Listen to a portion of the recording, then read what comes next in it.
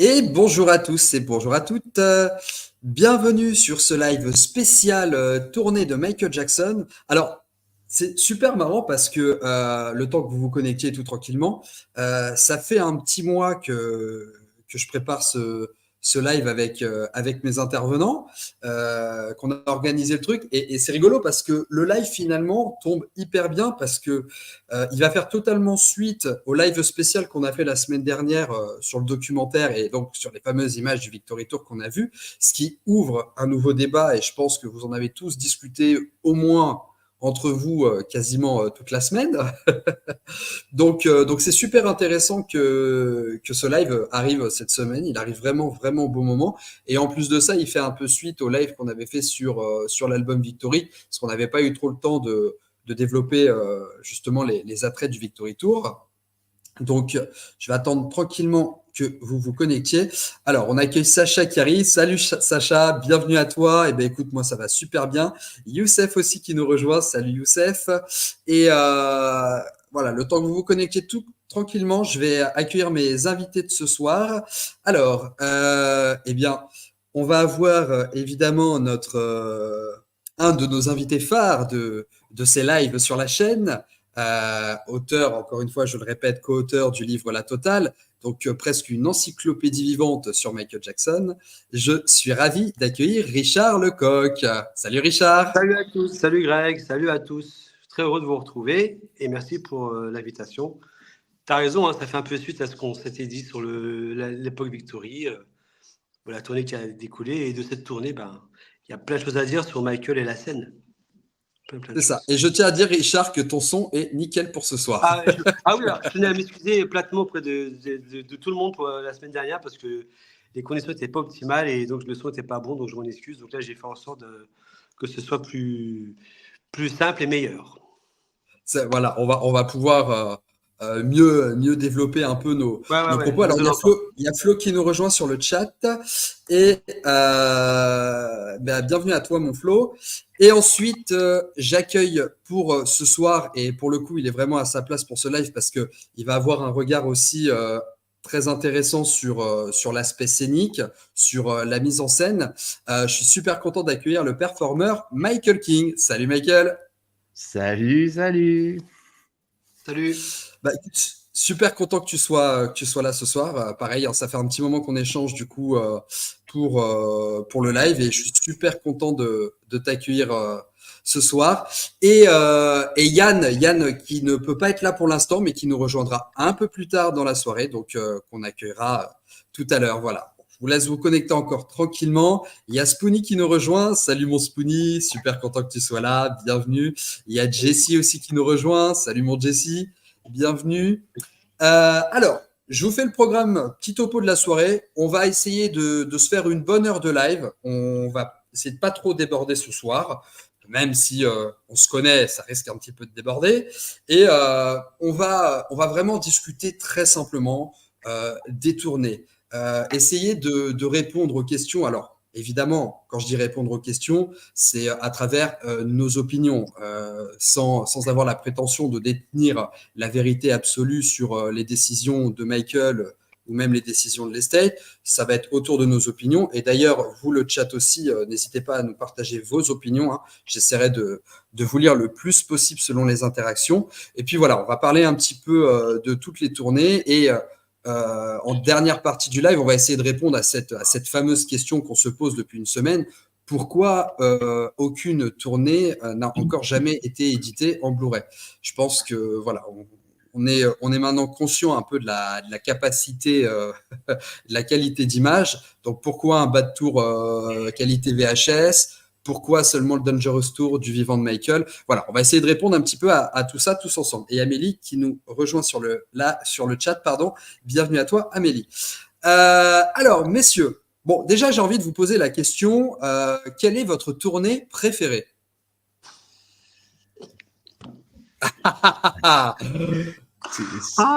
C'est une question de philo que tu poses là. Vous avez 4 heures. La feuille blanche, tu ne sais pas quoi écrire. Si tu mets la meilleure tournée, c'est ça. Si tu te barres, la meilleure tournée, c'est celle-là. Et puis tu sais comme le mec. Et si oui, pourquoi? Voilà, oui, pourquoi? Qui veut commencer? Alors, Vas-y. je vais commencer, si vous ne voyez pas l'inconvénient. Vas-y, je t'en prie. Pour moi, le concert que j'aime le plus et qui m'a le plus marqué, pour moi, c'est le Dangerous Tour parce que c'est la première fois, visuellement, que je vois Michael, pas sur scène, mais à la télévision. C'est la première chose que j'ai vue. Et ce concert, il m'a marqué. Déjà, c'est plus qu'un concert, c'est un show, quoi. C'était un showman. Et ça m'a marqué. Il était technique dans la danse, il était technique dans le chant. Voilà, pour moi, c'est son meilleur. Et toi, le Dangerous Tour, tu l'avais découvert du coup à la télévision ou tu l'avais vu après? Non, j'ai découvert à la télé parce que je suis né en 88, en pleine Bad Era. Donc, j'ai pas vu le Bad Tour à la télé, malheureusement. Il n'y avait pas de vidéo à l'époque de ça. Et quand Canal+ l'avait projeté à la télé, mon père l'a enregistré. Et depuis, pour moi, c'est devenu ma c'est devenu mon concert référence. Et si je danse, c'est grâce à ça, en fait. C'est grâce au Dangerous Tour, en fait. Ok. Ouais, donc il y a un vrai marquage, il y a un vrai marquage temporel pour toi et un vrai souvenir nostalgique en fait par rapport à cette découverte. Une grosse influence, ouais. Ouais, je comprends. Ok. Et toi, Richard, du coup? Vite fait, je comprends tout à fait ce que dit Michael, parce qu'effectivement, c'était énorme la diffusion à l'époque du Bucarest à la télé. C'était la première fois qu'on voyait un concert de Michael Jackson en entier, quoi. On avait toujours des extraits. Là, pendant 1 heure et demie, enfin 2 heures, à la télé, il était là, quoi. Il était en même temps que nous. À Bucarest en train de faire son concert, on le voyait. Moi, je me rappelle que cette diffusion, et ça a ramené beaucoup de fans. Ça a été un événement qui a ramené une génération de fans encore plus que, je pense, la sortie même de Dangerous. Parce que moi, après, je faisais les conventions du disque et on voyait arriver des fans, pas par camion, ils ont dit, mais où est-ce qu'ils sortent? C'était assez incroyable.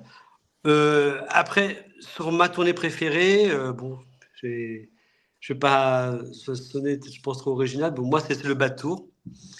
Le Bad Tour, et j'ai envie de dire les deux parties de la tournée, la première et la deuxième. Bon, la première qui est un Victory Tour rebooté par Michael en solo, puis la deuxième qui est vraiment plus centrée sur Michael en tant qu'artiste solo, qui est vraiment un concert qu'il a conçu avec Vincent Patterson.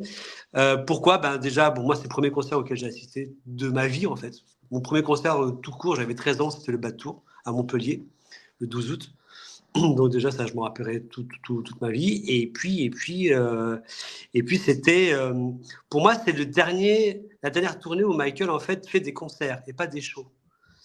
Ça, pour moi, c'est une notion que je trouve qui est importante parce que je comprends tout à fait le changement qu'il a fait par la suite et il a ses raisons d'artiste d'avoir voulu faire ça.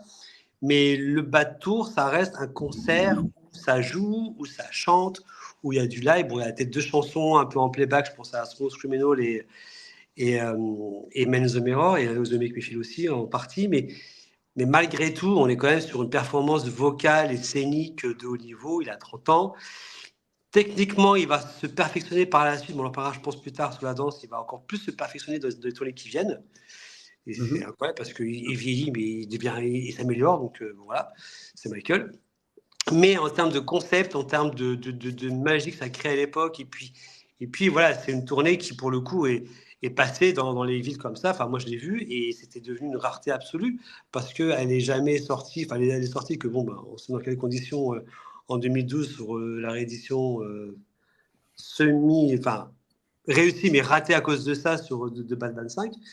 Mais voilà, le Bad Tour, ça a toujours été un énorme fantasme aussi à bien des égards. Et puis, c'était la première fois que Michael était en solo. Et ça se sentait. C'est-à-dire que quand il était en concert, on sentait qu'il avait je pense, cette joie de faire cette tournée, alors qu'il en avait déjà marre de faire des tournées à l'époque avec ses frères. Mais là, il avait retrouvé un sens à faire cette tournée, j'ai l'impression. Il voulait prouver, il voulait montrer que voilà, il était seul, il gérait son truc, et c'était sa première tournée solo. Et je pense qu'il en était très fier. C'est en tout cas l'impression que ça m'a donné. Ouais, c'est ce que ça véhiculait quand tu regardais ça. Ouais. Ah oui, il respire la joie de vivre sur scène. Il respire, il est Ouais. heureux. Il y a des chansons, tu vois, il est tout sourire, il est à fond. Rock With You sur le Bad Tour, c'est Another Part of Me, pareil, enfin tout ça, quoi. Another Part of Me, en plus, a marqué vraiment parce qu'il se sert de l'extrait du Bad Tour pour en faire le Carrément. clip Bien sûr. Oui. Another Part of Me. Et tu vois, moi, tu t'évoques Another Part of Me, puis je vais vous parler des tournées qui m'ont le plus marqué. Mais Another Part of Me, c'est presque une version alternative quand tu écoutes la version live. Et moi, je préfère presque la version du Bad Tour que la version studio pour Another Part of Me. Ouais, oui, je comprends, ouais, parce qu'il y a une énergie qui me met dedans, qui me met. Enfin, c'est vrai que voilà, je parlais tout à l'heure de la joie qu'il a d'être sur scène, il te la transmet en fait. Même ah sur un ouais, et montage, puis ces petits adlibs en plus, tu vois, et justement, moi, c'est pour ça aussi que le Bad Tour est personnellement ma tournée préférée aussi. Alors, je sais que ça peut faire sujet pour certains, mais personnellement, c'est pas un sujet pour moi en tant que show, mais je préfère le Bad Tour aussi parce que on avait quasiment pas de playback sur le Bad Tour. Et le fait d'avoir une interprétation live, euh, c'est une essence que j'ai besoin de ressentir en concert, et c'est ce que nous avait proposé dans le Bad Tour, il s'est un peu détaché de ça à partir du Dangerous Tour, mais tu as dit quelque chose de très vrai, Richard, c'est que comme on est sur un show, on est sur un aspect de la prestation assez différente. Mais c'est vrai que le Bad Tour, il y a ce côté authentique du chanteur sur scène, pardon, que j'ai adoré. Et pour rebondir un peu sur ce que tu as dit sur le BAT 25, et vous allez voir que la deuxième tournée que je préfère va sûrement vous étonner. Mais le BAT 25, pardon, le BAT Tour, moi j'avais découvert le live à Yokohama. C'était le live qui tournait le plus à l'époque, et je le trouvais dingue. Et comme tu disais, quand je regardais ce BAT Tour, j'avais d'un côté où j'adorais ça, mais d'un autre côté où je me disais, est-ce que à ce moment-là de la tournée, est-ce qu'il ne se reposait pas un peu sur ses acquis en reprenant justement les chansons des Jackson où les chorégraphies étaient déjà écrites sur scène, et donc il reprenait ça avec ses danseurs. Mais c'était les questions que je me posais. Et ensuite, mais j'étais vraiment focalisé sur le concert de Yokohama. Moi, la prestation sur Shake Your Body qui dure presque 12 minutes, avec des petits adlibs de Don't Stop Till You Get Enough, je trouvais ça formidable.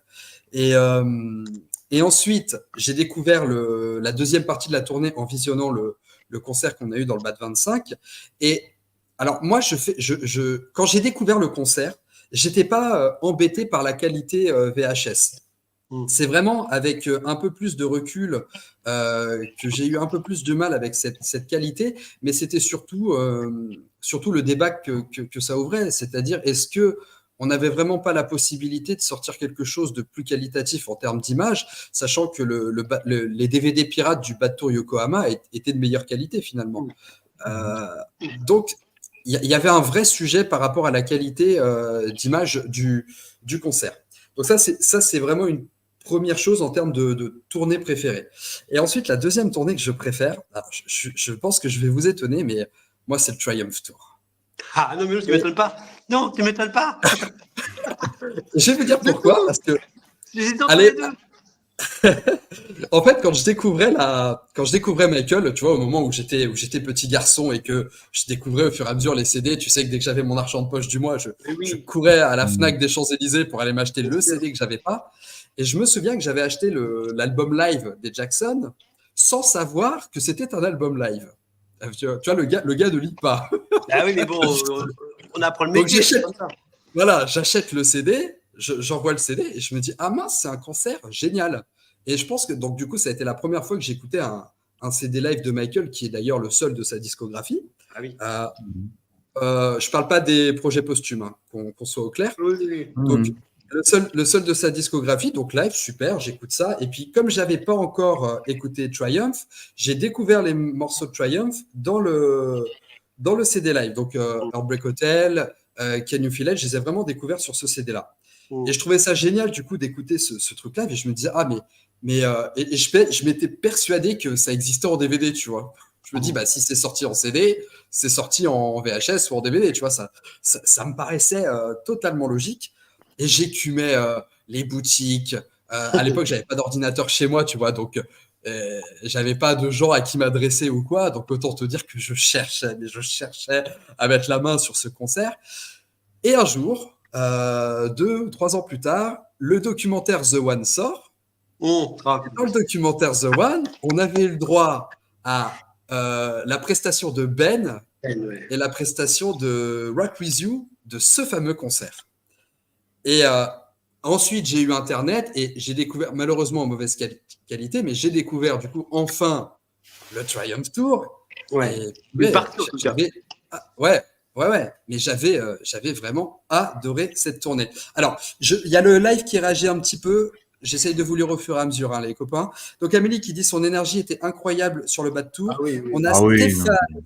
Stéphane qui vient de nous rejoindre. Salut mon Stéphane, bienvenue à toi. Qui nous dit, hop là, le bas de tour est mon favori, vu 2 fois en concert, c'est quelque chose. Ouais, j'aurais vraiment voulu le voir et là malheureusement, c'est quelque chose que je pourrais pas partager avec vous. Et ça, franchement, et ça aussi, c'est un de mes plus grands regrets, c'est que j'ai jamais eu l'occasion de le voir sur scène. C'est pour ça que à chaque fois, je jalouse ma femme parce qu'elle a vu le Dangerous Tour, le History Tour, et quand elle me raconte, voilà, l'ambiance dans le concert, genre la tension avant que le concert commence, et voilà la fusée pour le History Tour, et à chaque fois, je lui dis mais tais-toi, je vais te mettre dans la rubrique fait divers, sinon. Mais oui, ça restera une des plus grosses frustrations. Surtout que moi, je devais aller voir This Is It. Bienvenue au club. Ça a été bon. Tout a été compliqué sur cette période de toute façon, parce qu'au-delà de ne pas le voir en concert, bon, voilà, il y avait un deuil qui était assez particulier à vivre. Mais et c'est vrai que quand on avait vu les répètes de This Is It, j'étais heureux de voir qu'il était parti sur des prestations live dans l'idée et tout. Enfin, j'avais aimé ça. Mais bon, This Is It, c'est pas le sujet du live. C'était la petite parenthèse, mais je comprends totalement du coup, Michael, ta frustration. Alors, Jessie qui nous dit je reviens, je dois sortir mon chat. Eh bien, bonne sortie à toi, mon Jessie. Greg MJJ qui nous rejoint. Salut, mon Greg, bienvenue à toi. Hop là. Donc, Nicolas qui nous dit bas de tour, c'est l'apogée live de MJ. Et bienvenue à toi, Nicolas. Merci d'être présent. C'est vrai. Enfin, alors, Greg MJJ, le History Tour en HD existe, mais toujours aucune date de sortie d'aucun concert en haute définition. On va en parler, Greg. Je te promets qu'on va l'évoquer. Alors, je voudrais qu'on revienne quelques instants sur le Dangerous Tour qu'on a évoqué. Alors déjà parce que c'est le seul concert qui a eu droit à une édition en DVD du vivant de Michael. On avait eu droit à une première sortie en bonus, on va dire, sur le coffret The Ultimate Collection.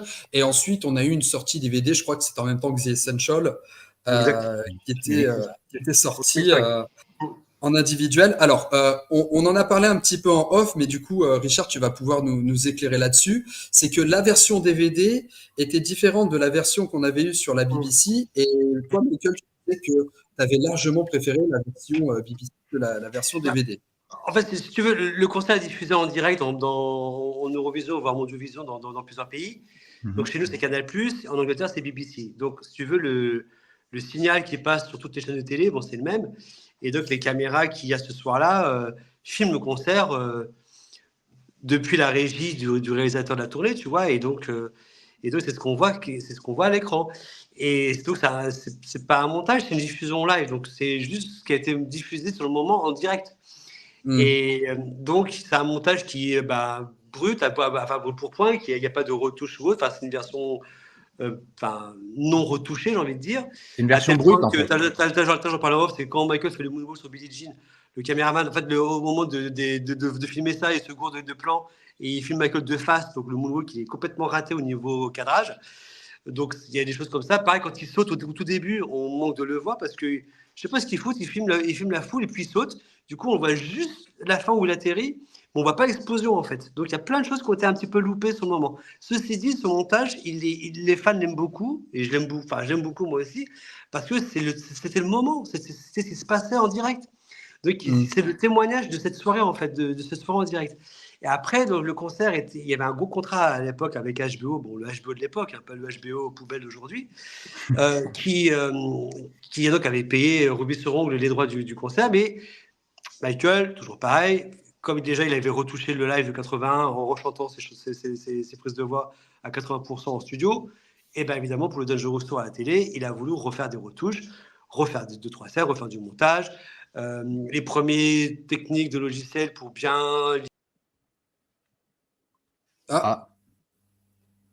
D'accord. C'est rien. Oula. Hop. Et surtout, ils ont retiré, enfin, ils ont changé la fille sur scène de She's Not On My Life, qui était un petit peu trop calme sur le live de Bucarest. Et ils ont pris une Allemande qui était beaucoup plus excitée sur la version HBO. Donc la version HBO, c'est une version remontée que Michael a validée aussi. Ça, il faut le savoir. C'est que c'est la version que lui a dit, OK, ça, je veux bien qu'on montre comme ça à HBO. Donc, elle est formatée télé, elle est formatée tout ce que vous voulez. Et c'est cette version qui a servi de base pour le DVD. À noter qu'ils ont retiré ce qu'on appelle le pré-show, qui durait un petit quart d'heure, qui était un montage qui montrait un petit peu la carrière de Michael, pas mal de choses, et qui culminait avec Carmina Burana, et qui aboutissait à l'arrivée de Michael sur scène.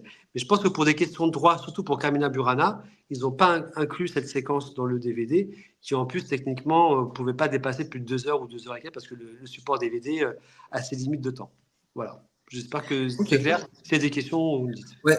Bah, moi, tu vois, je me souviens que je n'ai pas vu la version de BBC. Moi, j'avais vraiment découvert le live Bucarest, puisque j'avais quoi? The Ultimate Collection, c'est sorti le 25 novembre 2004. C'est Donc ça. j'avais 13 ans. Enfin, j'allais sur mes 14 ans, quoi.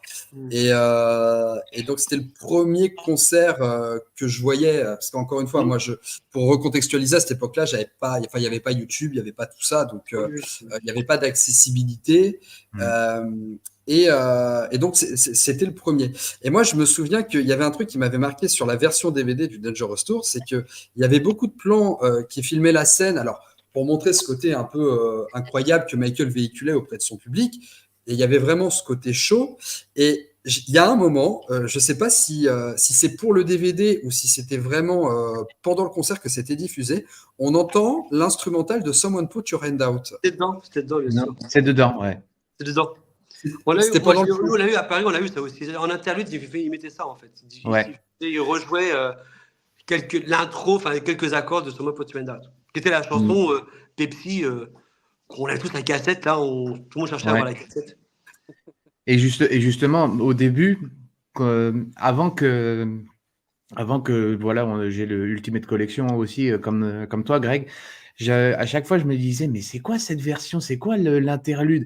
Et c'est quand j'ai eu l'Ultimate Collection, c'est là où je me suis dit, ah, c'est là d'où ça vient en fait. C'est justement aussi le concert avait vraiment donné voilà, aussi des pistes et voilà des choses. Et justement, en continuant les interludes, l'interlude qu'il y a entre Smooth Criminal et I Just Can't Stop Loving You, celle-là, mais c'est magnifique comment elle est jouée.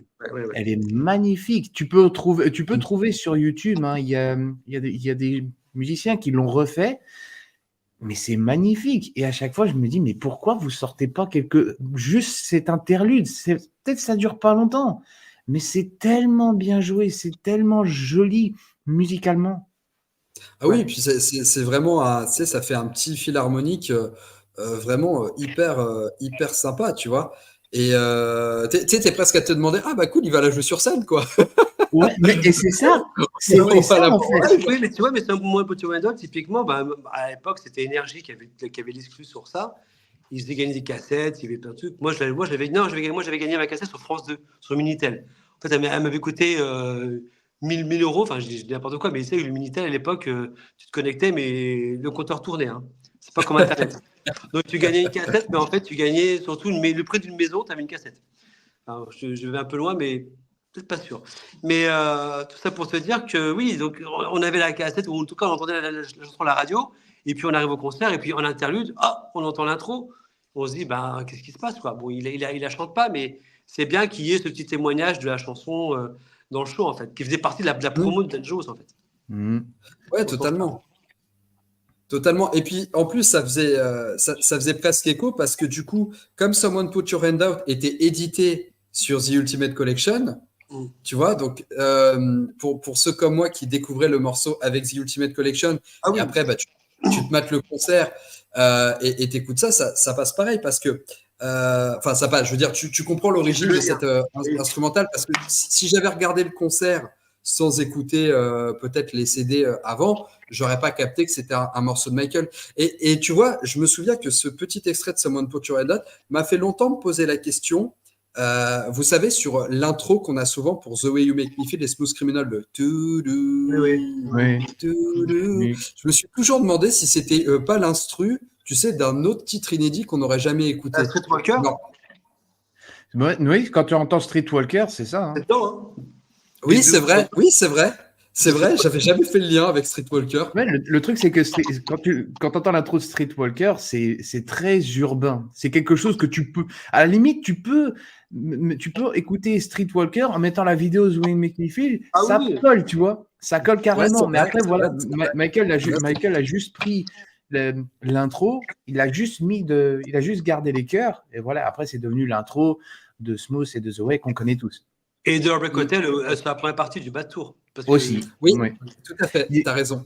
Et d'ailleurs, je vais rebondir sur un truc que vous avez dit tous les deux, parce que vous dites que le bas de tour, c'est JA et tout. En fait, Michael, sur le bas de tour, tu le vois vraiment le côté concert, mais surtout, même vocalement, scéniquement, même dans la danse, Michael, il est très brut dans le bas de tour. Il est très brut, alors que quand tu regardes le Dangerous Tour, c'est plus travaillé. C'est plus léché, c'est plus c'est vraiment c'est comme un show en fait. En fait, le bas de tour, comme vous l'avez dit, c'est un concert parce que c'est vraiment brut tel qu'il est.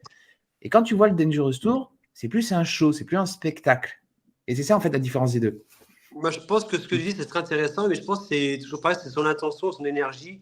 Elle n'est pas la même sur Bad et Dangerous pour différentes raisons. Parce que moi, je pense que Bad, il voulait vraiment la faire, il était heureux de la faire. Je pense qu'il est parti au Japon. Alors, tu as raison, Greg, on se posait la question s'il ne se reposait pas sur ses lauriers en ressortant un Victory Tour au Japon, en Australie. Mais je pense que tout ce que j'ai compris, vu comment l'album, ça a mis du temps à se préparer, et surtout les clips qui a commencé à tourner entre Smooth Criminals, The Make Me Feel, enfin bon, tout ça, et ils ont dû dire, bon allez, on part en tournée, bon allez, on va ressortir, pour l'instant, on va faire ça. Et après, ils ont pris le temps de répéter à Pensacola pour faire la tournée 88 et retourner au Japon parce que bon, ils ont quand même compris qu'il fallait leur montrer le vrai show. Ils sont repartis au Japon un an après pour montrer le vrai concert. Donc je pense que le premier concert était une façon de commencer doucement, un peu comme un test. Et puis, je ne vais pas prendre de risques, mais d'ailleurs, il y a aussi une histoire qui dit que Michael voulait acheter Neverland et Frank Dio lui a dit bah, écoute, si tu veux moi acheter Neverland, Oui, il faut que tu rajoutes des dates. Ouais. tu C'était mettes Guiléo dates qui le racontait en plus. voilà, oui, qu'il a raconté lui-même, je crois, dans un reportage, je crois, sur celui de TF1. Ouais, tout à fait. Donc c'est ça. Hein. Et donc, du coup, je pense que c'était bien aussi pour lui de reprendre ses marques comme ça. Et l'air de rien, il a quand même sorti 2 concerts en peu de temps. Et après, bon, on le sait bien, c'est Vincent Patterson qui lui a aidé à mettre en scène le bas tour. Ça a tellement été un succès que c'est grâce au bas tour que Madonna va contacter Vincent Patterson pour The Blonde Ambition Tour. Quand tu parles aux fans de Madonna, la meilleure tournée pour eux, c'est Blonde Ambition Tour. Hein. C'est la tournée 90. C'est c'est la tournée de tous les scandales, de tous les défis. C'est là où elle est sur scène, où elle impose, elle amène une proposition scénique qu'elle va, elle le fera par la suite, mais à ce niveau-là, ce sera vraiment le summum, tu vois. Et non, le bas tour 88.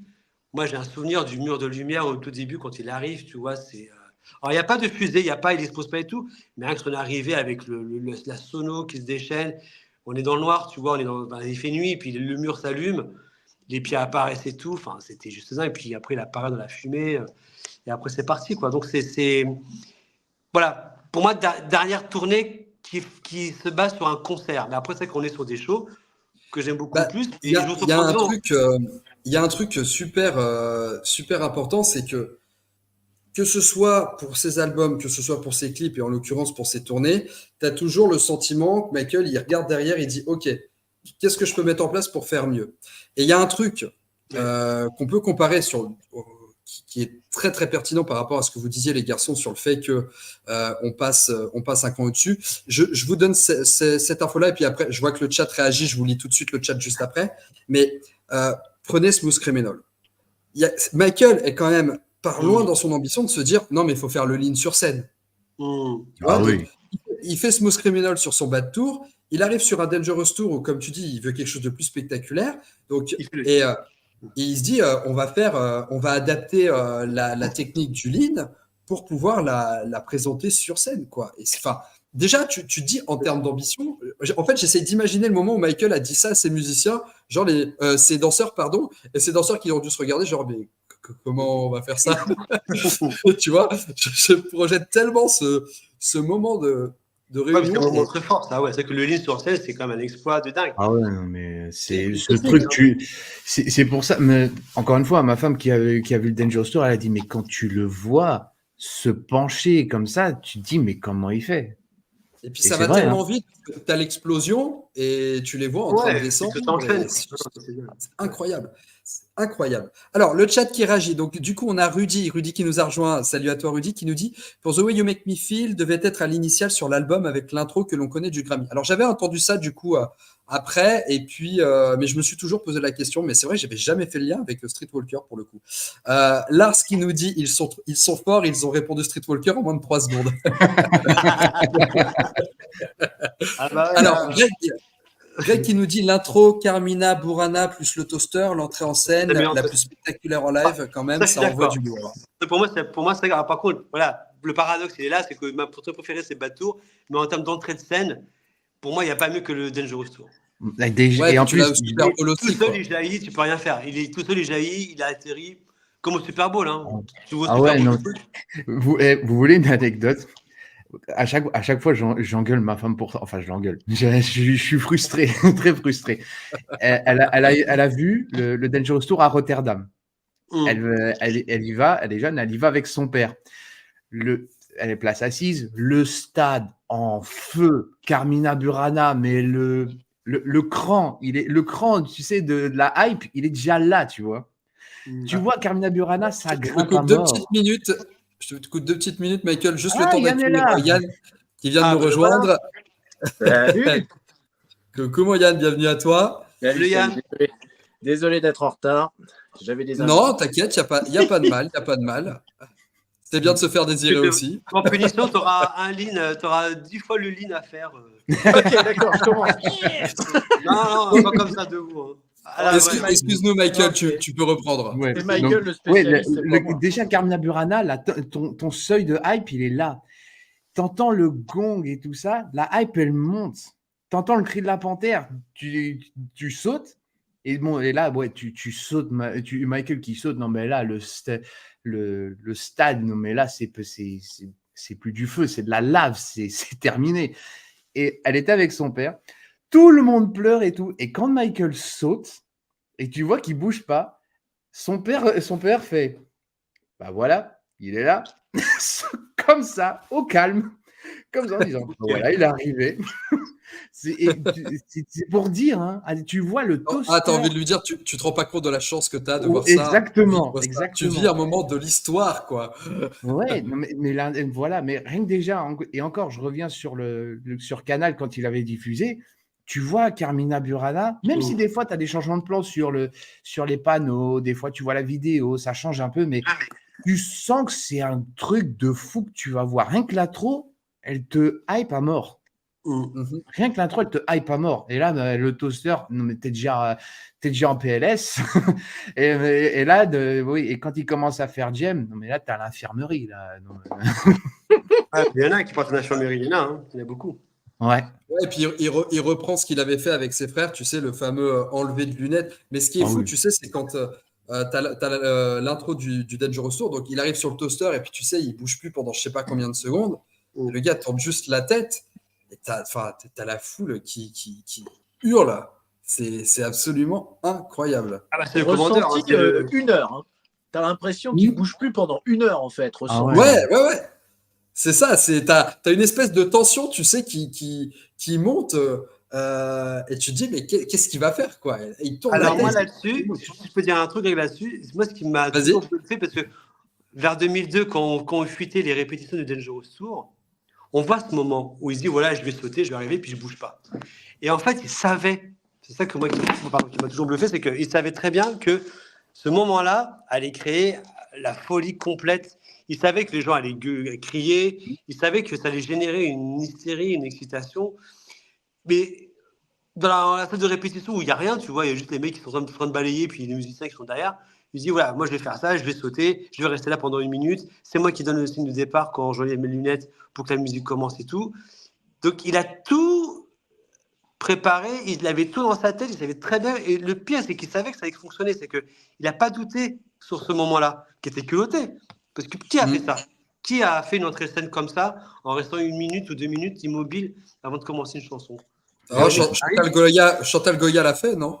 Exactement, avec Bécassine, et c'était très gênant. Alors, parce que... Dorothée, 83, au Zénith, à la Villette. Et François Valéry qui s'est pointé après, on était tous gênés. Non, mais blague à part, c'est ce moment où il reste comme ça, et tu vois plein de concerts. Bon, les mecs, ils arrivent, au début, ils ont un peu la pause et tout, mais ça dure 10 secondes, 20, allez, 15 secondes, 20. Mais lui, il reste, je crois, 1 minute et demie, voire 2 minutes, et t'es là, et il tourne la tête, c'est encore pire.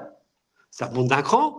Il enlève les lunettes, les premiers rangs, tout le monde s'arpillère, tout le monde dans la tente d'infirmerie, et puis après c'est parti, bon là c'est la boucherie. Ah ouais. Ouais, bah, c'est clair. C'est ça en fait, c'est que déjà qu'il arrive sur le toaster, ta hype elle est là. Il bouge pas, hein. Il tourne la tête, la hype elle est là. Ouais. Il enlève ses lunettes, la hype elle est là. Jem commence, oh mais là au-dessus c'est le soleil. Yann qui nous a rejoint. Du coup, toi, Yann, c'est quoi la tournée que tu as préférée de Michael? Alors, pour le public, je ne m'appelle pas qui nous a rejoint, parce que sinon, ça fait bizarre. Alors, c'est un nom d'Indien. Alors, quelle est ta question exactement? Dis-moi. Quelle tournée t'as préférée de Michael? Quel concert t'as... Alors, moi, malheureusement, j'en ai vu, ça va, j'avais bien compris, mais j'en ai vu qu'une, moi. J'ai vu History Tour. Donc, j'ai eu la chance de voir 5 concerts du History Tour. Et malheureusement, je n'ai pas vu les précédents. J'étais un peu trop jeune pour le Bad Tour. Et pour le Dangerous Tour, j'ai loupé le coche, il faut bien le reconnaître. Donc, évidemment, le History Tour a un côté très nostalgique, puisque je l'ai vraiment été, je l'ai vraiment vécu, j'étais dedans, etc. Donc, ça reste évidemment très puissant. Mais si je devais choisir de ce que j'ai vu en vidéo, puisque le reste, pour moi, c'est le Bad Tour. Voilà. Incontestablement, le Bad Tour pour moi est la tournée de Michael où il est à son plus haut potentiel, à un niveau d'énergie jamais vu. Maintenant, on peut discuter, une fois qu'on a dit ça, on peut discuter des atouts et des faiblesses de chaque tournée. Et il y en a aussi pour le Bad Tour, évidemment. Et il y a des forces qu'il n'y a pas dans le Bad Tour et qu'on va retrouver dans le History Tour ou dans le Dangerous Tour. Mais si on me demande de choisir, alors je dirais Bad Tour. Voilà. Ok, ça marche. Alors, c'est intéressant du coup parce que tu as évoqué le History Tour et on parlait de l'introduction du Dangerous Tour, donc ce fameux toaster. Et on sentait justement quand on arrive sur le History Tour qu'on voulait encore passer un cran au-dessus. Où on a cette intro un peu rétrospective, tu sais, sur une espèce de grand 8. Oui, ça c'est très fort quand même. Ça, c'est très fort. Alors, c'est très fort. Alors, je sais pas, vous allez me dire les garçons, parce que moi, je l'ai eu qu'en vidéo. Je trouve que l'intro est un peu longue. Je ne sais pas comment vous l'avez vécu en concert. Je trouve que l'intro était un peu longue. Mais par contre, quand le vaisseau atterrit, que tu as la porte du vaisseau qui explose et qui amène un peu cette même tension que quand il reste là sans bouger dans le Dangerous Tour, il y avait quand même toujours cette notion de mise en scène qui était presque c'était théâtral, quoi. Tu allais vraiment au-delà d'une simple prestation scénique. Ah oui, c'était une vraie pièce de théâtre. Et surtout, tu t'y attends pas, quoi. Oui, parce qu'en fait, là, c'est ça aussi ce qu'il y a de bien dans les concerts de Michael, c'est que c'est toujours en constante évolution. C'est pour ça que quand je vous avais dit tout à l'heure, les garçons, que le Bad Tour, c'est vraiment brut parce que c'est vraiment un concert. Après, tu passes au Dangerous Tour qui passe vraiment à un aspect chaud, vraiment un aspect chaud. Mais après, quand tu vas dans le History Tour, non mais là, c'est limite un théâtre à ciel ouvert. C'est ça, tout à fait, je suis d'accord. C'est les tableaux, en fait. Déjà, les lumières du History Tour sont magnifiques. Moi, à la limite, ce sont pas mal de points. Alors, malgré le playback omniprésent avec lui, j'aurais toujours du mal, même si j'ai compris les raisons avec le temps. Visuellement, je préfère sur certains aspects le History Tour au Dangerous Tour. Ce sont pas mal de points esthétiques et de construction de tableaux. Comme Michael, on est vraiment sur les tableaux. Et l'intro, c'est un tableau en lui-même. Alors, quand tu es dans le stade, l'intro, si tu veux, la vidéo, elle peut paraître longue, oui, non, parce que Ça y est, ça commence, on y est. Et puis on se dit, quand tu découvres le film, tu dis, putain, mais il va aller où ce vaisseau, quoi? Qu'est-ce qui va se passer, quoi? Qu'est-ce qu'il veut nous montrer avec ça? Bon, ok, on voit tous ses clips, on voit tous ses univers, on voit ce qu'il aime, machin, on voit aussi les problèmes. Il sort du sablier, il remonte, ça repart.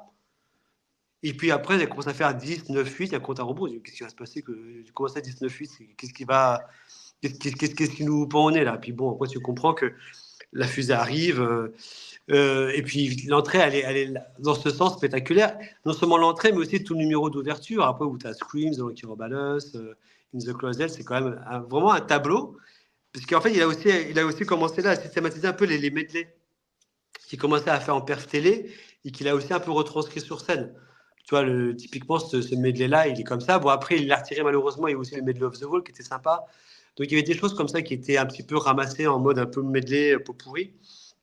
Et l'ouverture du Story Tour est très très forte, je trouve.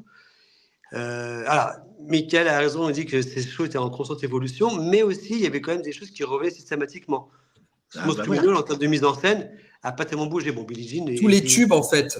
Oui, tous les tubes après, oui, revenaient sur les mêmes. Il y avait l'innovation de la valise sur Billie Jean. Voilà, justement, il y a la valise. Bon, mais la grue de Beat It, bon, elle arrive en 87, elle n'a jamais quitté le truc. Tu vois, la grue a toujours été là, avec la cape noire. Bon, il y a des choses. Après, il y a aussi Orsong. Orsong, c'était quand même très novateur, hein, le coup du tank. Ah non, mais. Ça a fait couler le temps. À l'époque, le coup du tank, c'est impressionnant. Mais dans la presse rock, il s'est fait descendre pour ça.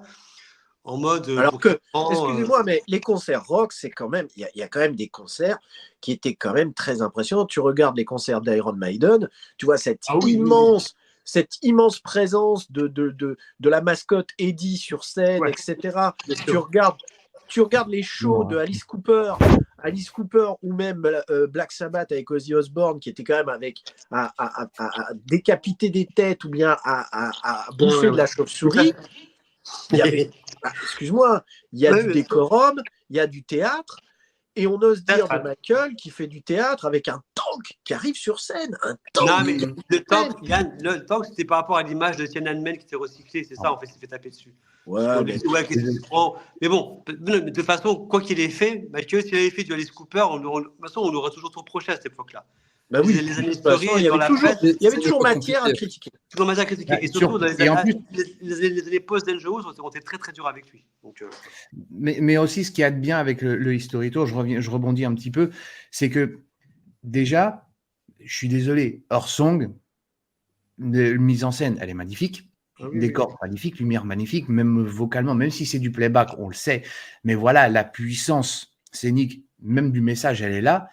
Le tank qui arrive, voilà, Michael qui s'arrête devant le tank et qui prend son temps. L'image, elle est forte. Tu vois ça sur scène, c'est balèze. Et voilà, la fin, le piano et tout, voilà, le fait qu'il baisse le fusil.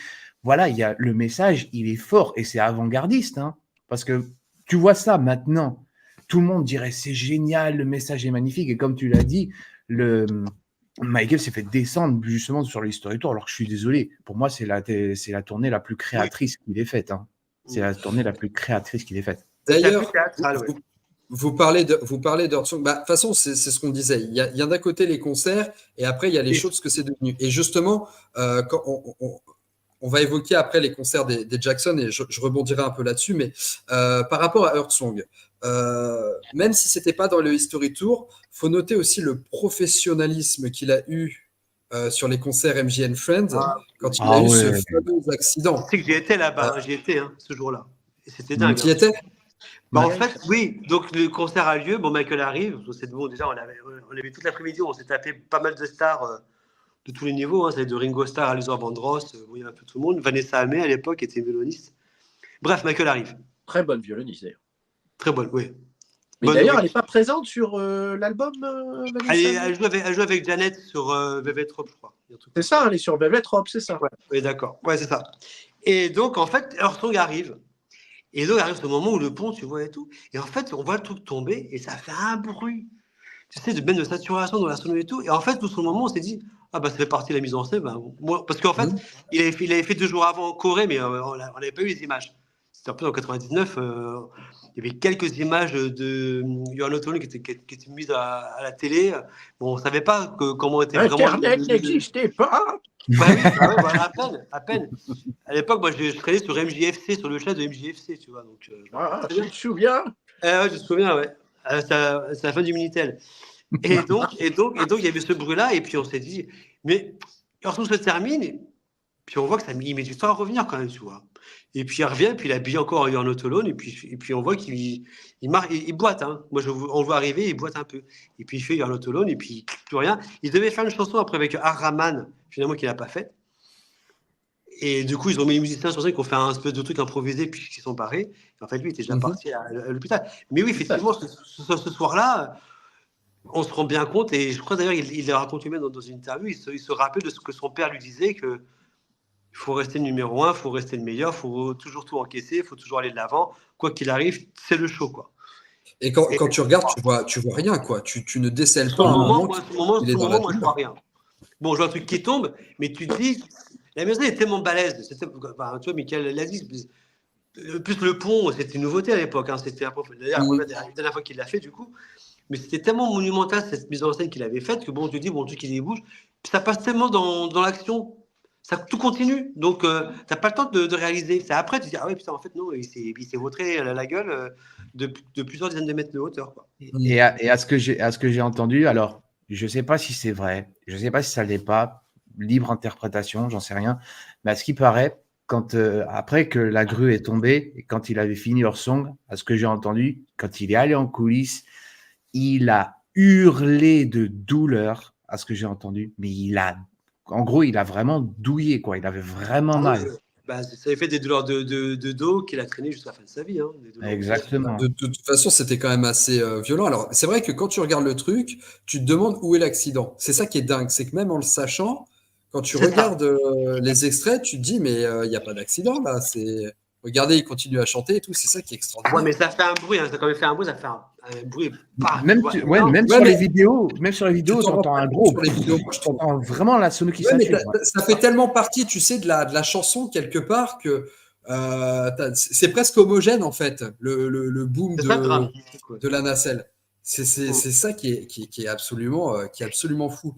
Alors, je suis désolé, le chat, il y a beaucoup de réactions. J'essaye de vous lire le plus possible. Je vais vous reprendre un petit peu. Alors, il y a Lars qui avait une question. J'ai une question. Il devait faire un duo avec Sade, I Just Can't Stop Loving You. Il a une vidéo de 3 secondes. Alors, perso, je ne suis pas au courant de ça. Non, c'était Mariah Carey qui devait faire avec elle. Puis, ils avaient fait une répétition avec une autre fille, je crois. Aussi. Mais Sade, je n'ai pas souvenir qu'il ait fait un truc avec elle. Sade, non, pas à ma connaissance. Mais Mariah Carey, oui. C'était à Séoul.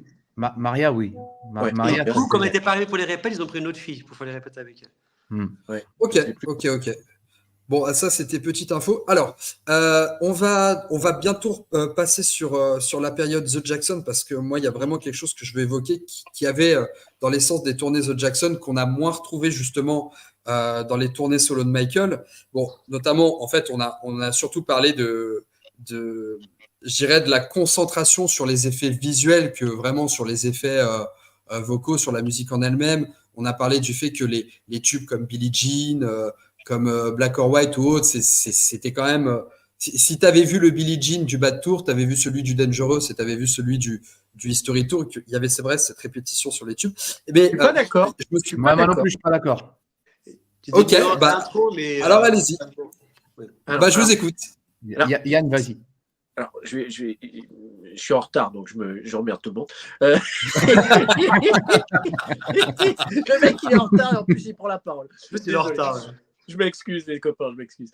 Mais non, pour moi, il y a une analyse. Alors, je retire le côté vocal parce que il faut bien reconnaître que le côté vocal, Michael était toujours aussi bon en répétition. On le voit bien dans les répétitions du Dangerous Tour que vous pouvez trouver facilement sur YouTube.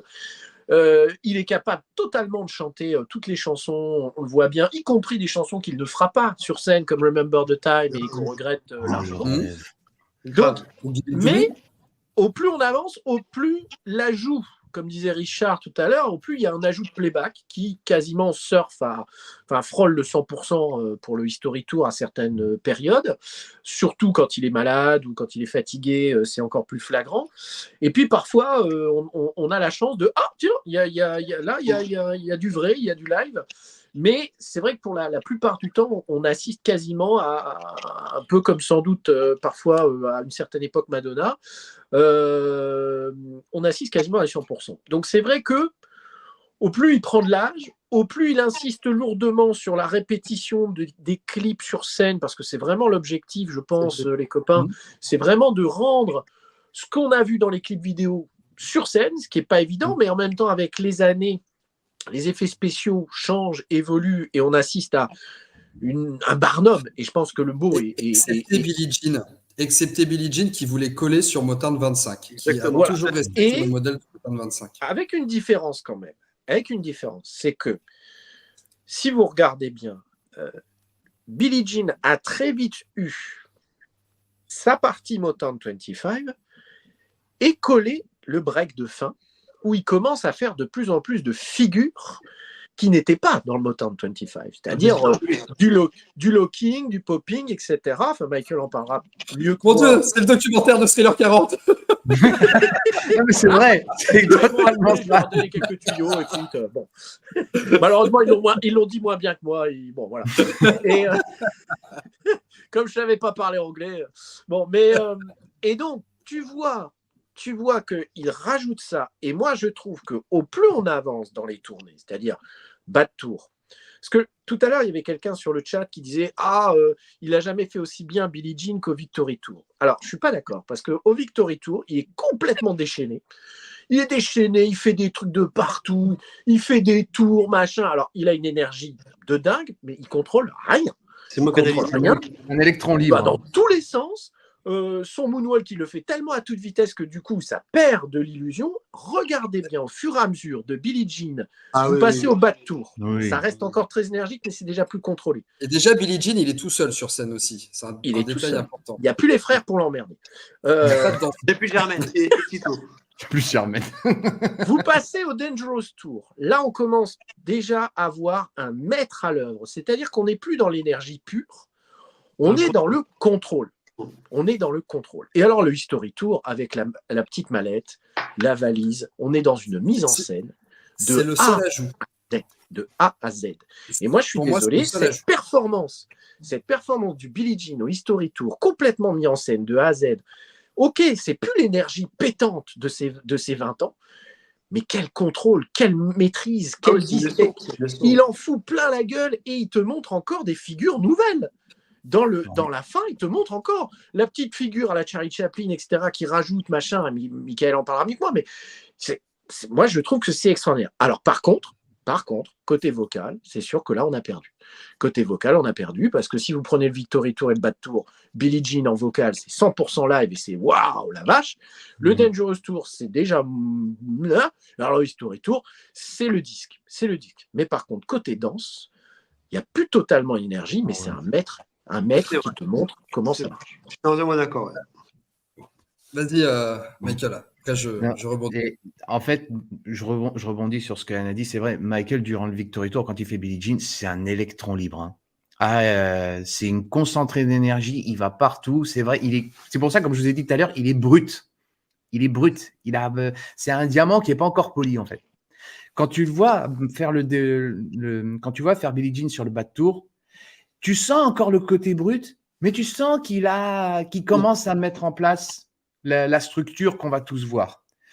Le Dangerous Tour, non, mais là, il est technique. Mais qu'est-ce qu'il est technique. Regardez celui d'Oslo, le dernier qui a leaké, mais comment il bouge sur Billie Jean. Il te sort des phases quand il pop, quand il fait les épaules, il pointe, il fait le signe avec le chapeau et tout. Et là, mais tu sens qu'il est technique, son lock, il est parfait. Tu dis, mais wow, il a une énergie, c'est incroyable. Mais moi, je suis toujours émerveillé quand je vois ça. Je dis, mais comment il fait? Le Dangerous Tour, point de vue technique, il est à son paroxysme. Mais après, et au History Tour, la mise en scène, elle est parfaite. Son popping, mais c'est stratosphérique. Quand tu le vois, quand il fait son moonwalk sur place au début, tu le vois, la tête, elle bouge pas, elle est au même niveau. Tu vois ses pieds qui bougent sur la batterie. Tu tombes par terre, il fait son moonwalk, il se lâche. Et comme tu l'as dit, après, même quand il fait Charlie Chaplin sur Stranger in Moscow, quand il rajoute son petit pas à la Charlie Chaplin, mais tu vois ça, tu te dis, mais c'est incroyable. Et oui, il a toujours été en constante évolution. C'est vrai, point de vue vocal, je suis d'accord avec vous tous, il a perdu. C'est vrai, on est d'accord. Mais point de vue danse, oh non, mais là, c'est. Au début, tu atteins la colline. Après, tu commences à atteindre la montagne, mais après, c'est l'Everest. Là, hein. Tu peux pas aller plus loin.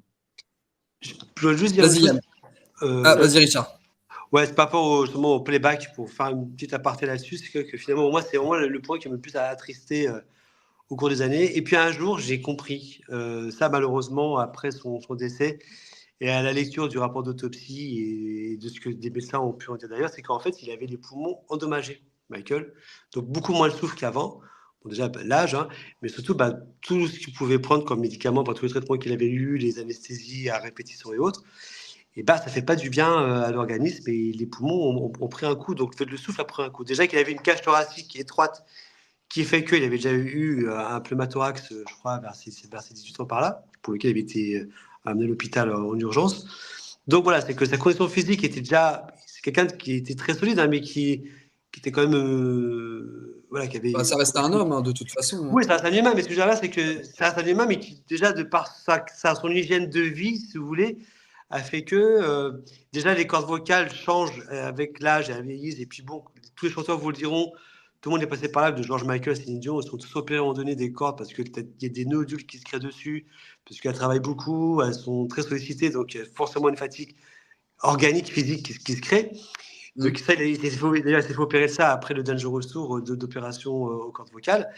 Mais il y a aussi ce problème de souffle et de respiration que malheureusement, il a perdu au cours des années du fait d'un rythme de vie. Et encore une fois, il faut le dire aussi, je pense, d'une hygiène de vie qui s'est dégradée avec les années et qui fait que voilà, il ne pouvait plus tenir peut-être des rythmes sur scène comme il pouvait. Et, déjà, l'âge fait ça, hein, parce qu'on ne fait pas une tournée à 20 ans comme on en fait à 40 ou 50 ans, c'est sûr. Mais voilà, c'est-à-dire qu'il y a aussi un aspect, je ne sais pas si c'est médical, mais en tout cas, de fait, une dégradation physique de son souffle qui s'est accentuée à cause de ces facteurs extérieurs. Ce qui est très dommage. Et une chose aussi que moi, on m'avait dit, c'était un de ses collaborateurs, je crois que c'était Buzz Cohen, il m'avait dit qu'en fait, Michael ne se voyait pas comme un grand chanteur. Et autant il se voyait comme un showman, comme un entertainer, comme quelqu'un sur scène qui crée l'excitation, mais il se envisageait pas comme un grand interprète ou chanteur. Donc sa voix, il la mettait un petit peu, et ça nous paraît fou, hein, un peu au second plan, alors qu'en fait, c'est un interprète incroyable. Mais je pense que ça vient de l'époque où, notamment avec les concerts des Jackson 5, et c'était pareil à l'époque aussi pour les Beatles, c'est que c'est une telle hystérie que en fait, les gens entendaient plus les cris que le groupe qui jouait. Je sais pas si vous voyez. Moi, je suis allé au concert des 3T en 96-17 à l'époque. Hein, bon, c'était les 3T au Zénith. Ce jour-là, j'ai dû perdre 30% d'audition parce que j'ai vu que des gamines de 15 ans qui criaient TJ, Taj, Taril pendant 1h30. Donc, moi, à la fin, j'avais plus d'oreilles en fait. Tu vois ce que je veux dire? Donc, j'imaginais ça à l'époque des Jackson 5 avec les frères à la grande époque où il y avait toutes les gamines de 10, 15 ans, 20 ans qui étaient en train de scander leur nom. Et bon, finalement, la musique, elle était là, mais bon, ça jouait, mais c'était pour eux, ce qui comptait, c'était le show. Et finalement, le show va être un peu cette dimension du show, du showman, je pense, va être un peu le fil rouge de sa carrière, ce qui fait que il va toujours aller plus loin dans la proposition scénique en tant que showman. Ok. Alors moi, je voudrais juste clôturer sur Billie Jean avant de passer à autre chose, parce qu'en plus, ça vous a vachement fait réagir sur le chat. Alors, je vais essayer de nuancer un peu ce que je voulais dire. Oui, il ajoute certaines choses, certains pas de danse sur Billie Jean. Mais Billie Jean, c'est vraiment une des seules chorégraphies, enfin une des prestations scéniques qui ne me fait plus rien en dehors de Motown 25 quand il la présente en concert. Et même s'il essaye d'ajouter deux, trois trucs, mais après, ça, c'est très T'exagères. perso. Ouais, bah écoute. Chacun Heureusement son Je ne opinion peux pas vous personnelle. laisser dire ça, monsieur. Je ne peux pas. Non, je ne peux pas. C'est une honte! C'est honteux, monsieur. Faux fan! Appelez Pascal Pro. Non, non. Non, Mais non. par contre, il y a une prestation de Billie Jean qui, en dehors de Motown 25, est ma préférée et où je trouvais que là, pour le coup, il innovait dans la proposition. C'était celle du MTV Music Award de 95. Quand t'as moi, j'aime Slash. Oui. Ah ouais, bah tu vois? Non, mais c'est Non, mais marrant, je sais pourquoi j'aime pas après. Hein, mais voilà. mais t'as Slash Oui, ça, c'est qui est génial. sur scène, ça introduit Billie Jean, t'as Michael Carey qui est en playback, et justement, là, quand il s'amuse à faire le robot, le moonwalk sur place et tout ça, où il y a pas cette prestation de chant, mais on est vraiment que dans l'instru de Billie Jean, et on voit que c'est son moment, c'est à lui, bah tu vois, pour moi, ça, c'est vraiment une nouvelle proposition de Billie Jean. C'est vraiment à ça que j'associe une nouvelle proposition. Et sans ça que alors, je vais pas faire comme si je n'aime pas voir Michael chanter Billie Jean, bien évidemment, mais j'ai jamais trouvé que du Motown 25 au Bad Dangerous History Tour, il y avait une réelle différence, si ce n'est l'ajout de cette fameuse valise sur le History Tour, parce que euh, Billie Jean, en termes de spectacle, on est vraiment sur le jeu de la nostalgie. On n'est pas vraiment sur le jeu du ultra visuel, c'est-à-dire que toujours le gant, toujours le chapeau, juste ce petit t-shirt blanc finalement très simple. Et ça a son efficacité parce que ça joue sur la nostalgie. Maintenant, me dire que ça a une nouvelle proposition scénique, j'arrive pas. Et le chat est plutôt d'accord avec vous, hein, les garçons, mais c'est vrai que c'est pas sur cette chanson-là que je vais plus prendre mon pied quand je vais regarder Michael sur scène, du coup. En dehors du Motown 25 et de cette fameuse prestation de 95. Moi, je pense Voilà. que Billie Jean, de manière globale sur scène, c'est le moment iconique, je dis pas que c'est son logo, mais c'est sa signature. Donc, il te ressort tous les fétiches, tu l'as dit, la nostalgie, tous les fétiches jacksoniens, les chaussettes, le chapeau, le gant, la pose, les poses, et puis le moment sous la poursuite où il va danser tout seul, qui va se perfectionner. Et là, c'est là où je rejoins les garçons qui disent que plus les tournées avancent, puis ce moment-là, il va le faire évoluer, il va incorporer une maturité dans la danse et une gestuelle qui sera très forte. Mais il y a quand même un canevas global qui est installé très tôt, dès le Victory Tour, mais qui va se perfectionner au fur et à mesure. On peut dire pareil pour Thriller. Hein. Thriller, finalement, ne change pas tellement sur scène. Hein. Thriller, ça reste un Thriller. Et juste au bas de tour, il arrive, sur la version 88, où il arrive avec la corde sur scène, habillé en loup-garou du clip. Bon, je ne pense pas que cette séquence est bien vieillie au final. Il y a quelques numéros de magie. Il y a quelques numéros de magie. Oui, c'est la magie, c'est ce que Michael aussi voulait faire. Mais tu vois, c'est comme dans le Victory Tour, là, le moment où l'enchaînement Working Night Beat It, il est super long, le truc il est vite et tout. Finalement, bon, c'est plus efficace sur le bas tour. Tout de suite, il disparaît, il réapparaît, voilà, on enchaîne. Tout à fait. Moi, j'aimerais quand même, parce qu'il y a Wally tout à l'heure sur le chat qui disait qu'au final, le meilleur Billie Jean, et peut-être que ça rejoint ce que Greg pense, le meilleur Billie Jean, finalement, c'est le Victory Tour, et qu'au final, il y avait tellement d'improvisation et d'énergie chez Michael que chaque Billie Jean était plus ou moins différent selon chaque soir de tournée. C'est possible, mais c'est justement ce que Michael après détestait. C'est-à-dire que si on suit bien l'évolution de Michael, il voulait que ça soit parfait. Il voulait que ça soit exactement à chaque fois la même chose, à tel point que dès qu'il répétait quelque chose qu'il n'estimait pas assez abouti, Remember the Time, on l'a jamais eu. On l'a jamais eu. Ça a été répété. On l'a jamais eu. Bon, et il y a d'autres choses comme ça qui On a sont les passées vidéos à des la moulinette. répètes en plus. Il y a d'autres choses comme ça qui sont passées à la moulinette. Donc, quand Richard nous dit que c'est lié peut-être aux problèmes pulmonaires et d'hygiène de vie, moi, je suis désolé, quand on entend les répétitions du Dangerous Tour, on voit bien que la voix, elle est là. Oui, le vrai problème, c'est... Oui, sur une répète, mais sur une tournée entière. Oui, mais attends, moi, je pense qu'il y a d'autres problèmes. Prenons le bas de tour. Le bas de tour, il est quand même à son potentiel de voix en live au plus haut. Pourquoi ? Parce qu'il travaille comme un dingue derrière avec Seth Riggs au téléphone. Tous les jours. Je ne sais plus combien d'heures il passait. Est-ce que vraiment il en avait besoin ? Je ne suis pas persuadé, mais je pense qu'il avait un seuil de perfection qu'il voulait atteindre. Et donc, je pense qu'il n'y a pas que le problème pulmonaire, il y a aussi un blocage chez lui. Quand tu dis qu'il ne se voyait pas comme un chanteur de haute voltige, Je pense qu'il y a ce problème-là. Et à tel point que le History Tour, c'est quasiment un 100% du visuel. Et le vocal, on le confie quasiment au playback parce que c'est pas le plus important. Le plus important, c'est ce que les gens vont voir, quoi. Je suis d'accord avec toi. Et d'ailleurs, plein de trucs. Ces danseurs, surtout Label Smith Jr., j'ai travaillé avec lui et à chaque fois, il m'a dit un truc et ça me reste en tête jusqu'à maintenant, hein, jusqu'à mes créations aussi. Il a toujours dit, si Michael avait déjà l'opportunité de refaire le clip sur scène à la lettre, il le fait.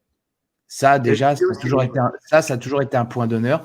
Et aussi, il a dit que quand il répétait, que ce soit pour les répétitions des concerts ou même des répétitions de vidéos, jamais il s'énervait, il était toujours pro.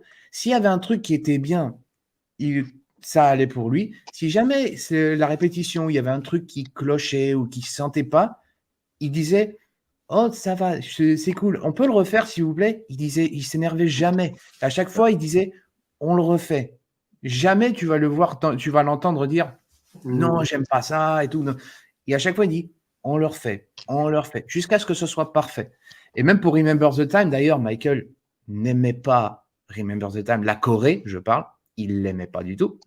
Ça, tout le monde le sait, je pense.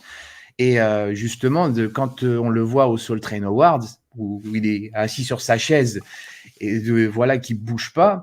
Bon, il avait une entorse. Oui, je crois oui, c'est ça. Il avait une entorse au pied. Mais oui, je te rejoins, Richard. Même moi, je me suis dit, il y a de ça, mais je pense qu'il a beau. Elle est pas si entorse, hein. Ouais, il était tous, mais bon, ouais. Ouais, mais même moi, il était pas fan de la Corée. Hein. Non, on savait, oui, il voulait pas faire. Mais je crois que la Corée Remember the Time, qui est magnifique pour moi, attention, hein, soyons clairs, je pense que c'était pas son truc parce que dès qu'on arrivait trop au sol, remarquez quand même qu'à part The Way You Make Me Feel, il n'y a pas beaucoup de figures au sol chez Michael. Et je pense que Remember the Time, c'est une des rares chorégraphies avec The Way You Make Me Feel où on a quelque chose qui se fait au sol. Et à mon avis, c'était la partie où il se sentait le moins à l'aise. Ouais. Et c'était une chorégraphie qui était très difficile. Moi, j'ai tendance à penser que du coup, il avait toujours peur quelque part que ça foire, il ne se sentait pas à l'aise et du coup, il a fui un petit peu le truc. Alors après, ce jour-là, peut-être qu'il avait vraiment, un problème d'entorse, voilà, on ne sait pas trop. Mais qu'il ne soit pas à l'aise avec cette chorégraphie, je veux bien l'entendre. Mais encore une fois, j'ai quand même le sentiment que c'est beaucoup trop de perfectionnisme alors qu'il aurait pu faire quelque chose. Quand on voit ce qu'il a fait sur The Way You Make Me Feel pour c'était les Grammy 88. Les Grammy 88, excusez-moi, mais waouh, quoi. Donc, quitte à se péter les genoux d'ailleurs, si vous vous en souvenez bien, mais on a quand même quelque chose qui est assez impressionnant. Et parfois, je pense qu'il voulait aller trop haut dans la perfection. Et on a loupé des choses. Et Wally nous redisait justement qu'un concert, c'est pas parfait. Il a raison. Je pense que Michael aurait dû parfois céder à dire « Ok, ça sera pas forcément parfait ». Et je pense qu'on a loupé parfois des grands moments, Sauf parfois, on a eu des surprises, ces moments où, comme dans Earth Song, où d'un seul coup, on l'entend chanter en live et on se dit « Waouh, qu'est-ce qui se passe? C'est incroyable !» Les moments où, à la fin du Are Not Alone, il reprend le micro et il chante vraiment. Il y a des moments où, sur Human Nature ou She's Out of My Life, où tout à coup, il disait « Tiens, je vais la chanter en vrai ». Bon, on ne sait pas ce qui passait par la tête parfois pour tout à coup dire non, cette fois sur ça, je ne fais pas le playback. Puis dans une autre tournée, non, là, c'est playback. Donc, on était toujours un peu surpris et limite, on était toujours en attente de dire quelle sera la chanson qui sera cette fois-ci un peu plus en live que les autres. Bon, on n'a pas toujours eu ce qu'on voulait comme chanson. On était parfois surpris sur certaines chansons comme Beat It, par exemple. On ne comprenait pas pourquoi. Il y avait des moments, alors qu'il était complètement épuisé sur la Corée, il se prenait quand même quelques minutes de live, alors qu'on l'aurait largement pardonné en disant sur celle-là, tu peux aller en playback. Par contre, sur d'autres lentes, comme Human Nature ou d'autres, c'était du 100% playback. On dit, on comprend pas. Là, je n'ai pas souvenir de Human Nature en playback. Hein. Je n'ai pas souvenir que Human Nature était en playback. Je crois que sur History Tour, il y a dû en avoir. Mais non, mais il n'y a pas Human Nature. Il n'y a pas eu Human Nature. Les garçons, Stranger in Moscow, on va enchaîner sur la suite parce que là, on est déjà à 1h10 de live. Ouais. On va aller faire un tour juste du côté des tournées Jackson et puis ensuite, on va ouvrir du coup cette fameuse question de pourquoi pas d'édition physique sur les concerts. Okay. Alors, moi, on va pas éterniser là-dessus, mais moi, je voulais revenir un peu sur la période Jackson, alors que ce soit le Destiny Tour, le Triumph Tour. Faire aussi une place sur le Destiny Tour parce qu'on a quand même un des plus gros tubes des Jackson qui a finalement été très très peu diffusé en live. C'est le morceau Blame It on the Boogie. Pareil, Blame It on the Boogie, quand tu vois la prestation scénique par exemple du concert de Londres du Destiny Tour, où tu as ce moment où Michael s'empare presque de la scène, tu vois, à l'instar de ses frères, où tu sais, il enchaîne en chantant avec le public, avec le I Just Can't Control My Feet, qui est quasiment tout seul là-dessus. Encore une fois, là, tu as presque une version alternative de la chanson, tu vois, qui vaudrait presque le coup d'avoir une édition CD pour avoir cette version 2.0 pardon, de Blame It on the Boogie. Et tu vois, moi, c'est ce que j'appréciais le plus dans le show des Jackson, c'est que on était, alors je dis pas qu'on n'était pas centré sur la partie visuelle, mais il y avait vraiment ce côté, je veux faire la meilleure prestation vocale et aller proposer quelque chose de surnouveau, comme beaucoup d'artistes font d'ailleurs avec leurs chansons. Bon, en fait, là-dessus, cette tournée-là, je pense qu'il faut garder l'esprit que c'était des concerts. Alors, à l'époque des Jackson 5, c'était les tournées qui justifiaient les albums. Enfin, en gros, ils faisaient un album pour justifier les tournées. Enfin, c'est un peu une économie transversale. À partir des années Destiny, ils font des tournées qui vont porter le nom des albums, parce qu'il n'y a pas de Going Places Tour ou de Jackson Tour. Ça commence à Destiny, le Destiny Tour. Et en fait, ça reste un groupe et les éléments visuels ne sont pas encore là. Destiny Tour, il y a le pan derrière, c'est tout. Il y a 2-3 explosions, mais ça reste un show funk. Et d'autant plus que sur la partie américaine du Destiny Tour, alors, il y a aussi un truc qui après manque dès le Victory Tour et que moi je toujours regretté, c'est la présence des cuivres. C'est-à-dire, ce sont des concerts où il y a des cuivres sur scène. Donc des chansons comme Things I Do For You, Shake Your Body, Don't Stop To Get Enough, ça prend une autre profondeur musicalement dès qu'il y a des cuivres qui s'y mettent, en plus des guitares, en plus des synthés, en plus de ce que tu veux. Mais déjà, les cuivres faisaient qu'on était vraiment dans un show funk soul, et le répertoire, il l'était de toute façon aussi. Et donc, ce répertoire, de par sa tradition, se prête aussi à des versions rallongées, étendues. Shake Your Body, il va garder très longtemps Shake Your Body et Rocky Day Night, qui pour moi sont les deux vrais morceaux funk qu'il va garder pendant sa carrière. Très tard, je pense à Working Day Night jusqu'au Dangerous Tour, première partie. Mais il avait toujours une tenue différente en plus pour Working Day Night. Oui. Et qui des fois fait débat pour cette de Dangerous Tour. Mais c'était pas des tenues inifugées, justement, pour vu qu'il y avait le petit final à chaque fois. Il y a une enquête à faire là-dessus. On l'a dit, il avait piqué un gars de la sécurité, hein, c'est tout. Pour revenir à la tête, c'est que ces morceaux-là, si vous regardez comment ils sont restitués sur scène, ils partent. Alors, c'est des improvisations, mais fausses impro parce que tout est quand même répété. Il y a les breaks, ça repart. Shake Your Body est construit là-dessus. Rocket Night aussi. Lovely One, pareil, il y a aussi des breaks, des choses qui repartent. Ça s'arrête, ça revient. Donc, c'est vraiment l'héritage funk qui caractérise pour moi les shows des Jacksons jusqu'au Triumph Tour. Parce qu'à partir du Victory Tour, de toute façon, le Victory Tour, on va en parler, je pense, mais on est sur une tournée qui est un thriller tour déguisé et qui, de toute façon, va confirmer l'écart qui a déjà commencé à être creusé après Off the Wall sur le Triumph Tour, mais qui là, l'écart est devenu abyssal entre Michael et ses frères, parce que ses frères, on le sent, ils sont réduits au niveau de choriste, quoi. C'est total. On les sent tous là, bon, ils sont là, ils font partie de la fête, mais bon, leur ticket, ils l'ont eu parce que c'est le frère d'eux, quoi. Mais c'est pas du tout c'est pas la même énergie que le Triumph Tour, je pense. C'est sûr. Et puis, tu vois, ce qui est marrant dans le Victory Tour, alors, je sais pas, vous, comment vous l'interprétez, ce moment de Shake Your Body, tu sais, où tu as Marlon qui fait son déhanché sur le Victory. Tu as Michael qui le regarde un peu de haut en bas. Alors, la mise en scène, il l'avait repris dans le bas de tour avec un de ses danseurs. Mais tu te demandes un petit peu, est-ce que Marlon est pas, je suis le représentant de la fratrie et regarde Michael ce que nous aussi on est capable de faire, tu vois. Il y a toujours un peu interprété Non, comme ça c'est de la- ce truc. c'est de la mise en scène de A à C'est Z. du show, ça. Ouais, c'est du pur Non, show. bien Ouais. sûr, c'est de la mise en scène, mais C'est du je te parle en termes de lecture. Qu'est-ce qu'ils ont voulu faire? Qu'est-ce qu'ils vous Oui, ont c'est voulu vrai, faire ouais. passer de cette mise en scène-là? C'est vrai que tu peux l'interpréter comme ça. Au début, quand ils ont lancé le Victory Tour, tu peux te dire, ouais, c'est que de la mise en scène. Mais après, plus la tournée continue, plus c'est là où, quand je te rejoins, Greg, les frangins doivent se dire, ouais, nous aussi, on sait faire quelque chose, tu vois. Ouais, C'est vrai ouais. que ça peut donner cette C'est une lecture. C'est un interprétation. règlement de compte, C'est une ouais. lecture, je n'affirme rien. Il y a pas de déclaration de gens qui ont dit que ça voulait dire ça. Ok, Non, mais c'est intéressant. juste une lecture. C'est intéressant de ce point de vue-là. Vous Bah, en poussez tout le cas, bouchon un peu trop loin, Maurice. écoutez, monsieur Merleved. Non, mais tu vois, c'est comme il y a vraiment cette. Je vais pas dire, j'ai pas envie de dire cassure parce que c'est pas le bon terme, mais il y a cet écart creusé entre Michael et ses frères pour le Victory Tour. C'est des choses qu'on avait évoquées. Bon, le fait déjà qu'il voyageait de son côté, qu'il voyageait pas avec ses frères, le fait qu'il se mette quand même plus en avant en termes de mise en scène, les frères un peu plus en écart. Et comme vous disiez, on parlait de Billie Jean, qui est quand même une prestation scénique assez solo. Et les frères de trouver leur place et tout. Même quand tu regardes le Tell Me I'm Not Dreaming, t'as pas l'impression que Jermaine prend la scène autant que Michael, quoi. Alors c'est quand même un duo entre les deux. Ouais, Richard. Bah, j'ai envie de te dire, qu'est-ce que les frères espéraient avec le Victory Tour, sérieusement? Michael voulait faire Thriller.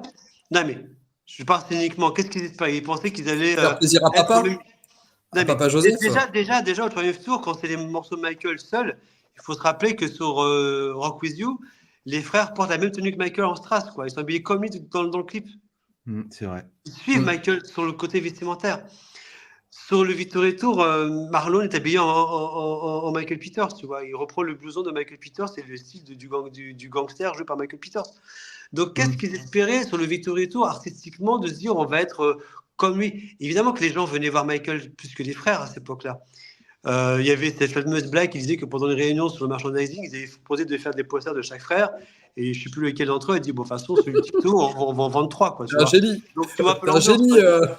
Jean-Michel. Ouais. Donc, non, mais c'est-à-dire c'est qu'à un moment donné, je pense que, et c'est aussi un peu le déni dans lequel ils restent jusqu'à aujourd'hui, parce que moi, j'étais un peu témoin de leur tournée ratée en France l'année dernière, et je sais pourquoi ça a foiré, parce que les mecs se croient encore en 84 en se disant qu'ils vont conquérir les stades à la façon du Victory Tour. En fait, non. Mais à l'époque, l'enjeu de cette tournée, c'était de capitaliser sur Thriller et sur Michael. Donc, eux, ils ont réussi à jouer la partie grâce à leur père et grâce à Don King. C'est eux qui ont été les artisans de la tournée. Mais ça n'a fait que confirmer. Alors là, vous voyez, le terme cassure est un petit peu trop fort. De toute façon, la cassure, pour moi, elle a eu lieu à partir du moment où The Wall est sorti. C'est une fissure, en fait. Mais en tout cas, rupture. Oui, la rupture, mais le divorce entamé et consommé entre lui et ses frères, il se concrétise vraiment sur le Victory Tour parce qu'on voit bien qu'il y a deux choses différentes. Enfin, Il a assumé en tout cas. Il a assumé son Victory Tour. À table, j'ai entendu le fort effet. Mais c'est vrai qu'on a, parce que tu vois, moi, j'ai jamais vécu le Off the Wall comme une cassure, mais plus comme, tu sais, je reviens les frangins, je vais en soirée, je rentre pas cette nuit, tu vois, je reviens demain matin parce que, alors. Au début, oui, mais après, quand tu vois les ventes. Ouais, mais regarde le Triumph Tour. Quand tu regardes le Triumph Tour, t'as pas cette sensation. Je parle de ressenti, hein. T'as pas cette sensation d'écart avec les frères. Tu les sens quand même. Enfin, tu sens que Michael est quand même beaucoup plus intégré et intègre beaucoup plus ses frères que sur le Victory Tour. Il cherche pas. Je vais pas dire voler la vedette parce que c'est pas le mot, mais il est vraiment. Je représente les Jackson, quoi. Tandis que le Victory Tour, c'est non, mes frères m'accompagnent, mais c'est moi. Bah justement, quand tu vois sur le Triumph Tour, voilà, comme vous l'avez bien dit, les garçons, c'est vrai que quand tu vois Rock With You, où ils sont habillés comme Michael dans la vidéo. Mais surtout aussi, le truc, c'est que avant, je sais que la dernière chanson, voilà, on sait, c'est Shake Your Body, mais qu'est-ce qu'il y a avant Shake Your Body? Il y a Don't Stop. Et quand tu écoutes le CD du live, écoute comment les gens réagissent à Don't Stop et écoute comment les gens réagissent à Shake Your Body. C'est pas la même. Et en fait, c'est là où tu sens que tu sens que Michael, il fait partie de la fratrie, mais C'est tu ça, sens le potentiel qu'il y a un gros truc qui arrive derrière, tu vois. c'est ça, tout à fait. Moi, je pense que sur la tournée Triumph, le succès de The Wall, il est énorme, surtout aux USA, tu vois. Il confirme que Michael en solo, et ben, c'est ce qu'on savait déjà depuis quelques temps, parce que même chez Motown, c'était pareil, ces disques solo commençaient à se vendre mieux que les disques des frères. Donc, on comprend que Michael, c'est la star. Mais le succès, il est là, mais il n'est pas unanime, universel, comme Thriller va l'être, parce que Thriller va faire que tout le monde va être après Michael, tu vois. Il va toucher tout le monde. Il va toucher la ménagère de moins 50 ans, la fameuse, là, avec son fer repassé. Il va toucher les La gamins. fameuse. Il va toucher tout le monde.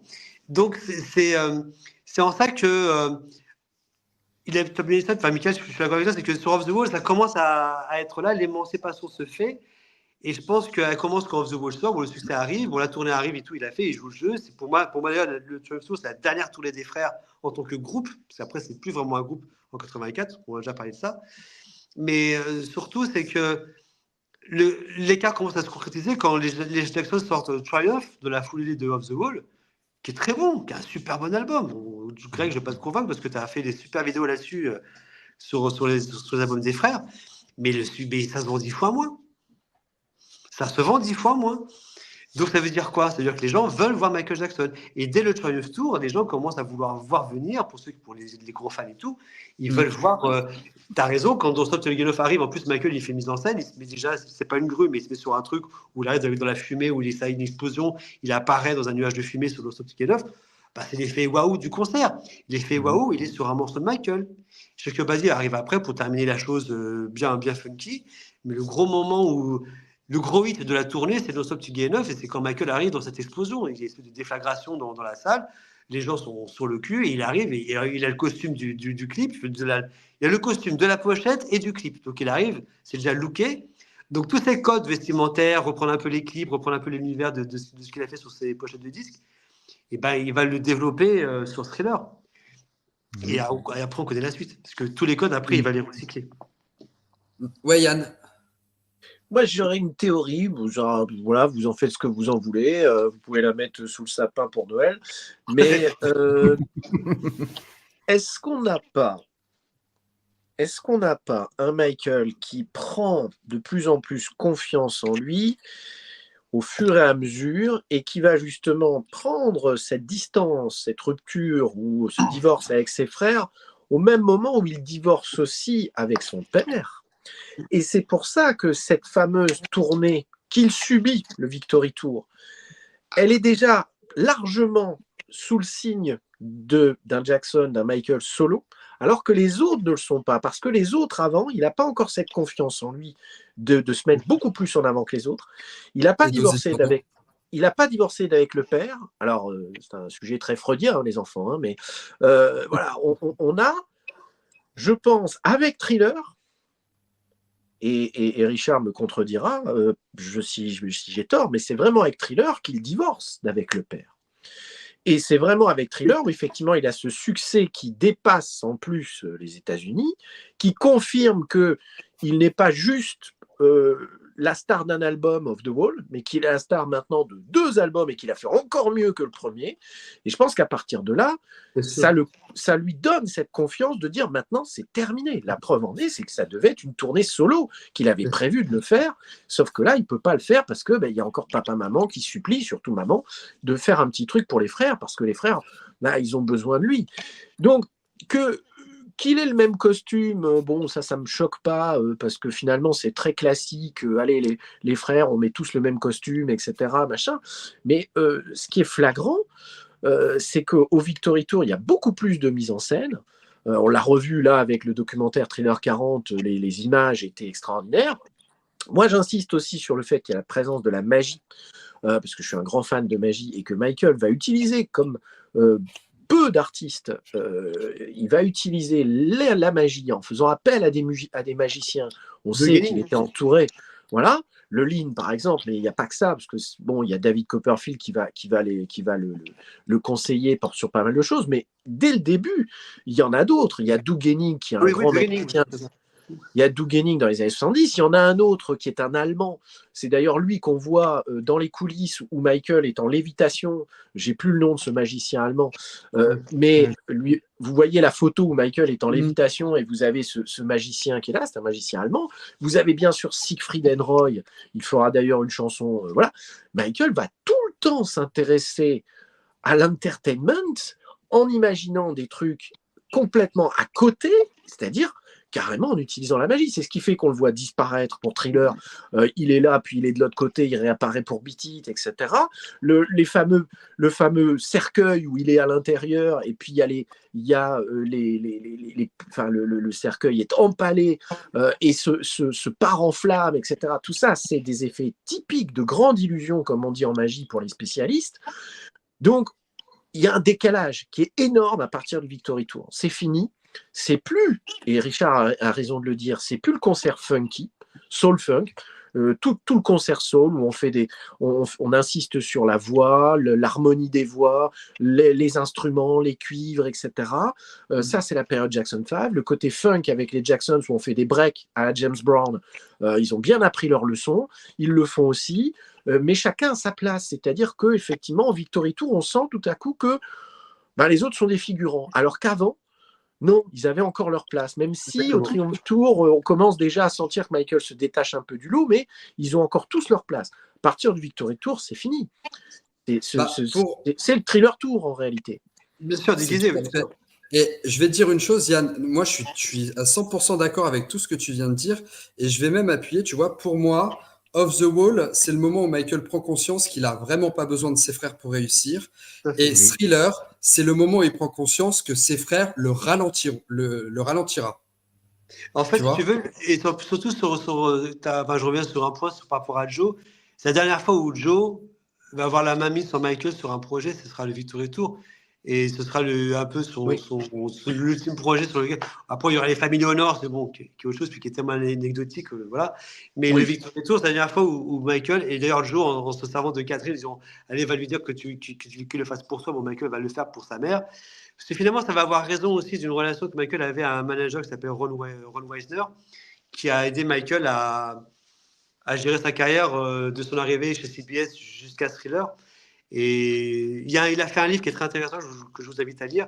Il explique la dynamique de la famille Jackson et comment, effectivement, même les jalousies, les ressentiments entre les frères ont commencé à arriver dès que Michael a fait Off the Wall en solo chez Epic. Il savait que dans le contrat c'était prévu, mais quand il l'a fait, il se dit merde, ça y est, il refait un disque solo comme il a fait à l'époque de Motown. Donc il savait qu'il allait de nouveau passer un peu devant, quoi. Mais ça a été dans les proportions inimaginables par rapport à ce qu'il pouvait penser, parce que de là, il est devenu une superstar, puis après une méga star, puis après la plus grande star. Mais c'est vrai que moi, je pense que Off the Wall, de toute façon, a ouvert la porte à tous ces conflits ou toutes ces rancœurs qui se sont exacerbés et qui se sont accentués avec les années et qui ont culminé sur le malaise du Victory Tour à plein niveau, parce que il y a d'un côté Don King et l'organisation bidon du concert à coup de loterie pour acheter des billets, qui était une grosse arnaque pour les gens, auquel d'ailleurs Michael va mettre fin à ce système-là. Il y a toutes les rancœurs entre les frères qui s'exacerbent, et puis Michael qui, comme vous l'avez dit, maintenant se rend compte que ses frères sont plus un frein que limite un soutien, parce qu'ils auraient pu être un soutien sur scène auprès de lui, mais on arrive à un stade où c'est plutôt un frein, malheureusement, en tout cas à cette époque-là. Et c'est pour ça que, à mon sens, la tournée de Triumph est la dernière tournée du groupe, en tant que groupe. Même si Michael déjà commençait à s'échapper en solo, il avait fait un très beau succès avec Off the Wall, mais ça reste un groupe, ça se sent sur le disque. Comment ils sont, même la séquence où ils s'engueulent, où il y a le petit sketch qui est joué, ils font déjà ça dans le live de 73, il y a déjà une petite joute comme ça. Mais voilà, c'est parti du show, là, on est aussi un peu dans le show d'ailleurs. Tout à fait. Et tout à l'heure, tu en parlais, Yann, la magie, c'est vrai que Doug Henning a bossé avec les Jacksons, il a bossé aussi pour Orson Fire, pour plein de groupes funk à l'époque. Parce que tu es dans une époque, dans le disco et la funk, mais aussi dans le rock, où il fallait faire des choses spectaculaires. Queen va s'y mettre aussi, d'ailleurs, à faire des choses sur scène spectaculaires. Donc, c'est aussi l'époque qui veut ça, mais Michael a compris l'aspect visuel. il va comprendre sur deux aspects, sur la scène et sur la vidéo. Et finalement, qu'on arrive au History Tour, il va fusionner les deux. Il va faire ce qu'on appelle la fameuse vidéocénie. C'est-à-dire qu'il retranscrit ses vidéos sur scène. Et c'est ce qu'il fait avec Beat It, c'est ce qu'il fait avec Thriller. Bon, Billie Jean, c'est une autre musique, mais Smooth Criminal, typiquement, au Batour, en fait, il fait Smooth Criminal dès le début, habillé avec le costume du clip, alors que le clip n'était pas sorti, en fait. Nous, moi, j'ai vu la tournée, et on ne savait pas ce qui se passait dans le clip, parce qu'on avait vu que le numéro sur scène auparavant. Mais il a toujours eu cette ambition de se dire, bon, le clip sera comme ça, donc sur scène, il faut que ça soit comme ça, il faut que je puisse retranscrire le même concept. Et comme tu l'as dit, Mickaël, ce que tu as dit à la Belle Smith, c'est que si Michael aurait pu reproduire au décor près, je sais pas, au spot près, le clip sur scène, il l'aurait fait, évidemment. Ouais, Yann. Oui, juste pour remercier le camarade Igal qui vient de me rappeler le nom du magicien allemand, c'était Harari, effectivement, qu'on voit dans les coulisses là et qui a aidé sur cette tournée. Mais c'est vrai que Michael n'est pas le seul à utiliser la magie, et Richard l'a rappelé, Earth, Wind, Fire le fait avec Doug Henning, qui était Doug Henning, pour ceux qui ne connaissent pas la magie, je vais pas vous faire un cours d'histoire sur les grands magiciens, mais Doug Henning, c'était un très très grand magicien des années 70. C'est le premier magicien qui vient à la télé avec un jean. Faut garder en tête qu'à l'époque, les magiciens étaent toujours en mode Robert Houdin, c'est-à-dire qu'ils étaient avec le chapeau claque, avec la redingote, et il fallait être toujours très très bien habillé. Doug Henning, on est dans les années 70, il arrive en hippie carrément à la télé, et donc c'était un mec qui sortait, si vous voulez, du système des magiciens de l'époque. Et donc on faisait appel à lui parce qu'il faisait des trucs de dingue sur scène. Et donc, pas surprenant, Earth, Wind & Fire, qui est un énorme groupe funk, soul des années 70. Enfin, pour ceux qui ne connaissent pas, qui seraient trop jeunes et qui nous écouteraient, allez écouter Earth, Wind & Fire, y compris les albums avant les gros tubes, qui sont énormes, déments en termes de musical, enfin en termes de musique. C'est un groupe jazz funk, puis funk, qui est vraiment c'est avec plaisir. Et sur scène, un peu comme on aura d'autres grands groupes aussi, comme Funkadelic, etc.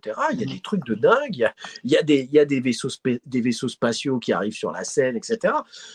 Et ça, c'est l'esprit Vegas, quoi. C'est l'esprit Vegas. On donne un show sur scène, on va jusqu'au bout. Et Michael va se nourrir de tout ça. C'est quelqu'un qui observe régulièrement tous les grands.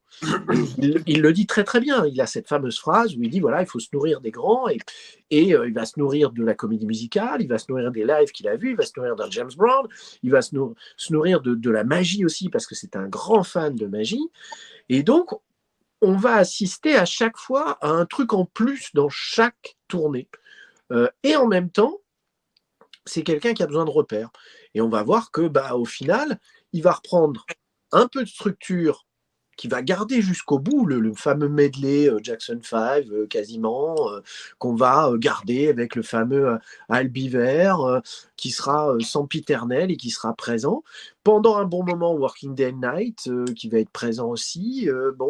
Et on a, pendant la tournée du Bad Tour, des chansons des Jacksons qui sont présents, si ma mémoire est bonne. Donc, vous voyez, il y a toujours quand même besoin d'un certain repère. Puis après, il a tellement de chansons qu'au bout d'un moment, il en dégage. Et c'est vrai que on n'a plus qu'un medley off the wall à la fin, quoi. Et encore, quand il veut bien le faire, quoi. Donc, il y a ce mélange chez Michael. D'un côté, le perfectionnisme qui fait qu'il a besoin de ses repères. Il gardera toujours ses repères, y compris, il le dit lui-même, quand il chante les Jackson 5, il est un peu troublé parce qu'il n'a plus les vrais frères autour de lui. La première fois qu'il le fait, c'est au Bad Tour, et ça lui fait très très bizarre. Il l'explique assez bien. Mais il le fera quasiment jusqu'au bout. Et je vous encourage à regarder This Is It, même si c'est très dur, parce que vous allez constater à quel point les repères sont toujours là. Les repères sont là. Il y a un medley Jackson 5, revisité d'ailleurs, un peu plus dynamique, avec des jeunes qui font des tas de trucs dessus, mais les repères sont là. Et on parlait tout à l'heure de la voix. Alors, je ne sais pas si Richard a raison ou pas, mais c'est vrai qu'on peut se poser la question, est-ce qu'il aurait réussi à tenir avec sa vraie voix pendant tout un spectacle? On a de gros doutes, mais n'empêche qu'en répétition sur ce qui a été filmé, sur ce qui a été filmé et qu'on voit dans This Is It, la voix est encore présente. Alors, les copains, on va clôturer un peu cette partie Jackson. Je vois, Michael, tu avais envie de rajouter quelque chose Ouais, et après, on va clôturer cette juste un partie. truc aussi concernant les Jackson, c'est que aussi quand je rebondis, je suis d'accord aussi avec vous tous, hein, comme vous l'avez dit, le Victory Tour, c'est vraiment c'est un thriller déguisé, ça on le sait tous, mais surtout, ouais, tu sens que ses frères sont plus là pour faire de la figuration, plutôt vraiment que d'interpréter les chansons des Jackson. Et même voilà, quand ils chantent les chansons des Jackson, voilà, Lovely One, Things I Do For You, quand tu le vois, tout le monde est plus focalisé sur Michael que sur vraiment le groupe en l'ensemble et sur le Victory Tour, mais c'est flagrant de dingue. C'est flagrant de dingue. Tout le monde dit, c'est limite, tu te dis, non, vas-y, Michael, chante toutes tes chansons, les frères, on s'en fiche. En gros, c'est ce que le public pense, entre guillemets, durant Ouais, je suis d'accord le avec toi. Victory Tour. Je suis d'accord, et c'est dramatique pour. Mais tu sais, il y a un moment du concert, moi je suis juste une dernière anecdote là-dessus. Sur Tell Me I Know Jimmy, donc le duo Michael Jamel sur le Victory Tour, Jamel commence la chanson, mais je sais pas si vous avez encore en tête ce moment où Michael déboule de la chanson et comment Ouais. il boucle le truc, quoi. Oui. Il prend le morceau et c'est fini, quoi. Voilà, c'est juste le tsunami qui arrive en 30 secondes sur scène et qui casse tout. Et je pense que cette séquence-là, elle résume tout, en fait. Elle résume Ouais. un petit peu la tournée, quoi. C'est-à-dire que Jamel, bon, là, voilà, il a réussi à placer un morceau nouveau. C'est le seul morceau nouveau de la tournée 80, on va dire QV 84 par rapport au reste, en plus des morceaux de Thriller. Parce qu'il n'y a aucun morceau, comme vous le savez comme moi, de l'album Victory. Et donc, sur ce duo-là, donc Jermaine Michael, en plus, qui sort sur l'album de Jermaine, bah, Mm. Michael arrive, c'est même pas la peine. Ah, ouais, il Il pique le truc, efface ouais. tout. Mais Il perd sous le pied. c'est d'une violence au moment, je trouve. Il y a un C'est charisme qui dingue. est Oui, mais puissant. Ah ouais, mais on peut rien faire. Tu peux rien faire. C'est Ah dingue. Bon, ouais, alors, les copains, Allez. on va enchaîner parce que là, on a bien débordé sur le timing. J'ai bien le. Allez, une heure. Ouais, bon, on savait qu'on allait déborder un peu, mais on va quand même, à fond. tenir Ah, la fallait pas promesse du live, m'inviter, hein. les copains. Ah ouais. Au Bon, et bah, contraire, tu vois, c'est quand, bonne soirée, souvent, Yann. À bientôt. au contraire, c'est ça qui est bien, tu vois, c'est tellement intéressant que même Comment si te on faire jeter déborde, dans la tu vois pas le temps passer, en fait. Ouais, alors, du coup, les copains, je pose la question. Selon vous, alors, et je le répète, on va affirmer des opinions, des idées, aucune déclaration Je ne suis pas officielle, d'accord. pardon, sur le sujet. Faux! Mais la question, pourquoi Michael n'a jamais édité ses concerts en support physique, selon vous? Alors, moi, j'ai une idée. Vas-y, Richard. Ça, c'est le côté un peu de Disney de Michael. C'est-à-dire que Michael, à un moment donné, montre les choses dont il est sûr et fier et confiant et sur lesquelles il aura un contrôle absolu, surtout en termes de perfection, enfin, autant que possible. Je pense à ses clips, je pense à ses chansons. Mais sur les concerts, je pense qu'il était constamment insatisfait de ce qu'il faisait sur scène. Donc, autant il aimait les présenter aux gens sur le soir même, mais les sortir, je pense que je pense qu'il aurait livré un produit même s'il aurait fait du remontage comme il a fait pour le Dangerous Tour HBO, mais je pense qu'il aurait toujours ce côté imparfait qu'il aurait un petit peu tracassé. Et je pense que ça dévoilait un aspect de sa magie qu'il voulait peut-être garder. Mais par contre, que j'ai remarqué, en tout cas de son vivant, qu'il distillait quand même ses doses de magie dans tous les montages qu'on a eus. Dans les petites émissions du bateau, de la VHS de Dangerous, dans The Agent Continues, et vas-y, je t'en mets là sur History, nanana. Donc, il jouait avec ça. Il jouait avec hop, je vous mets des petites poussières de magie, là, hop, je vous mets des trucs par-ci, par-là, mais le truc en entier. Et je pense qu'il savait que ça faisait aussi partie d'un fantasme total. Mais je pense que, parce que quand on voit comment il a.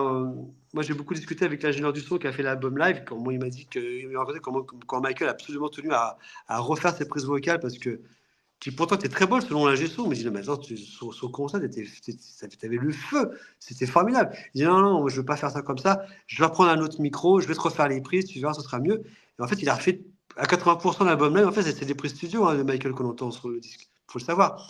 Mais en fait, ce qu'il a fait, c'est qu'il a chanté en studio les chansons comme s'il était sur scène, donc il s'est mis dans l'ambiance où il chantait, il dansait en même temps. Mais donc, je pense que ce côté encore une fois, on revient sur le manque de lâcher prise qu'il avait à certains moments de sa carrière, je pense tout le temps, mais il avait ce problème de contrôle freak, de vouloir tout contrôler à fond. Et sur le live, s'il y a bien un endroit où on ne peut pas contrôler, c'est la scène, quoi. À un moment donné, c'est qu'il y a ce contexte spontané qui, même si tu répètes, il y a toujours un paramètre de spontanéité et ce fameux sur le moment qu'on ne peut pas contrôler. Et je pense que ça devait un peu le tracasser.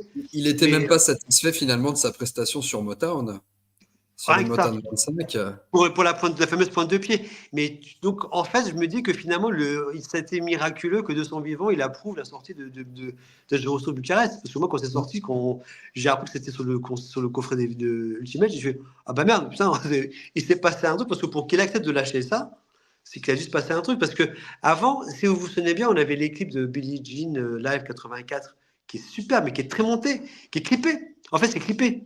Et à l'Anthropard of Me, c'est pareil, c'est clippé. Donc, même le peu de live qu'il a voulu donner sur des formats courts comme ça, c'est extrêmement monté, c'est extrêmement bien. Tu as la petite intro sur Another Part of Me, tu as la même intro qui est crescendo sur le Billie Jean de 84. Donc, il y a toujours pour lui une approche storytelling, une approche montage efficace et autres. Et je pense que s'il avait vu comment est sorti le bateau en 2012, je pense qu'il se serait arraché les cheveux. Parce que bon, lui, il en avait, contrairement à moi. Mais c'est ça le drame, c'est que je pense que il y avait cet aspect-là. Maintenant, c'est mon interprétation, c'est mon avis. Je dis Bien ça, sûr. voilà, c'est mon avis. Yann, tu as envie de rebondir?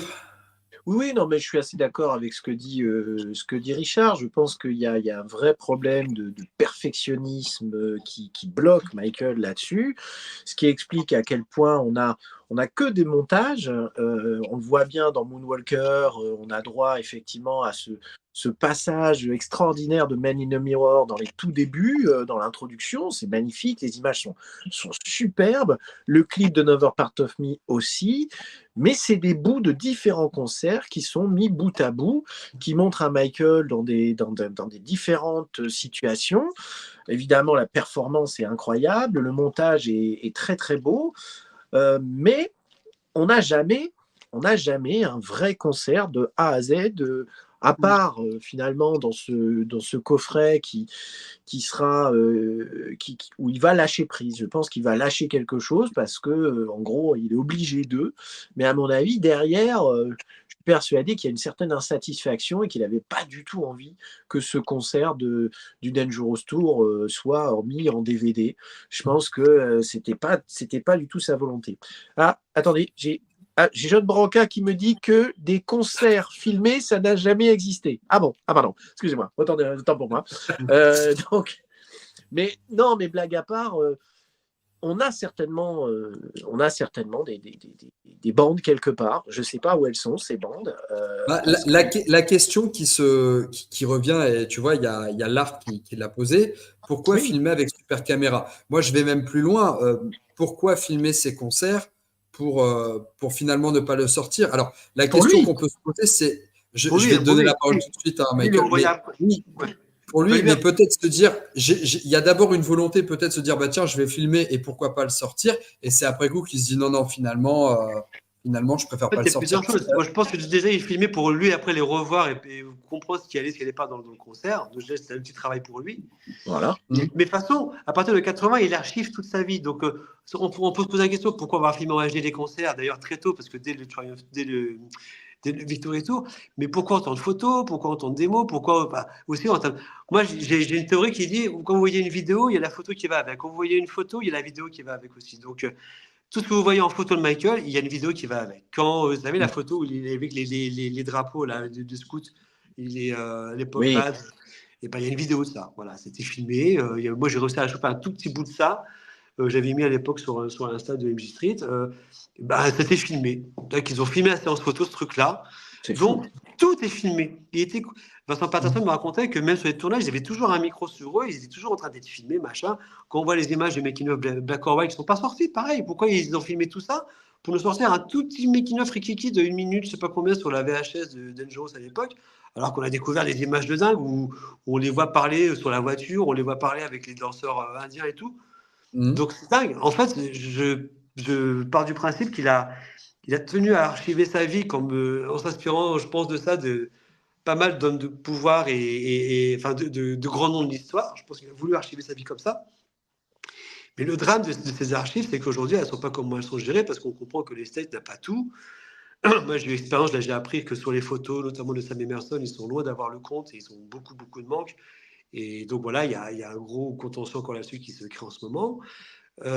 Sur les bandes vidéo, tout ça, on savait qu'à l'époque du procès, son assistante, Norma Staikos, gardait plus ou moins les choses ou Evita Vassi gardait des bandes dans leur garage, enfin, des situations complètement ubuesques.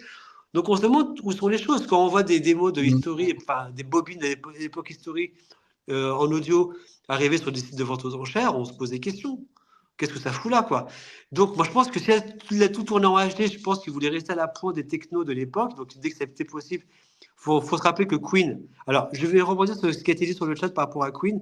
Michael s'est effectivement beaucoup inspiré de Queen. La scène du Triumph Tour, c'est le remake de la scène du concert de Queen de l'année d'avant. C'est-à-dire qu'il a repris la même scène. Et même les mêmes pans de lumière multicolores et tout. Si vous voyez le Blu-ray de Queen 81 à Montréal, vous allez comprendre de quoi je parle. Vous allez voir la scène, vous avez l'impression de voir la scène du Triumph Tour. Vous allez guetter Tito avec sa guitare, mais bon, il ne va jamais venir. Mais vous allez voir un truc et vous allez dire qu'est-ce que c'est cette scène? Ça me rappelle quelque chose. Donc c'est celle du Triumph Tour. Donc en fait, eux aussi ont filmé ce concert à Montréal en 4K. Il est sorti en Blu-ray. C'est filmé à la pellicule. Donc dès qu'il a pu le faire, Michael, il l'a fait. Mais de là à dire qu'il avait une volonté de le sortir, non, on l'a compris qu'il n'a pas fait de son vivant. Mais en tout cas, c'était en termes d'archivage, il voulait sûr que ça soit. Je ne sais pas si vous vous rappelez dans Moonwalk, il parle de tous ces moments sur scène qui n'ont jamais été archivés ou filmés et qui sont perdus à jamais. Donc lui, il voulait capturer ça, il voulait garder une trace. Ouais, tout à fait. Donc il a gardé ces traces-là. Mais après, bon, je ne pense pas, de toute évidence, il n'a pas réfléchi apparemment à comment le valoriser, tout ça, quoi, malheureusement. Donc, en fait, le bilan d'aujourd'hui, c'est qu'on sait que toutes ces archives existent. C'est juste que, on ne sait pas où elles sont, quoi. Et les States encore moins. Voilà. Vas-y, Michael. Ah, t'as pas de son? T'as pas de son? Ton micro est coupé. C'est mieux? Ouais. C'est mieux. Ouais. Je disais, en fait, toutes les archives sont tous dispatchées dans la nature, que ce soit musique, photo, vidéo. Elles sont toutes dispatchées dans la nature. Et c'est ça, en fait, le plus gros problème. L'estate a une partie, les gens qui ont travaillé avec Michael ont une partie, et le problème, c'est d'essayer de récupérer tout ça. Et que ce soit dans un sens ou dans l'autre. Et puis qu'ils se mettent d'accord entre eux, parce que c'est toujours des questions de contrat, d'argent, c'est surtout ça le problème. C'est surtout ça, en fait, le problème.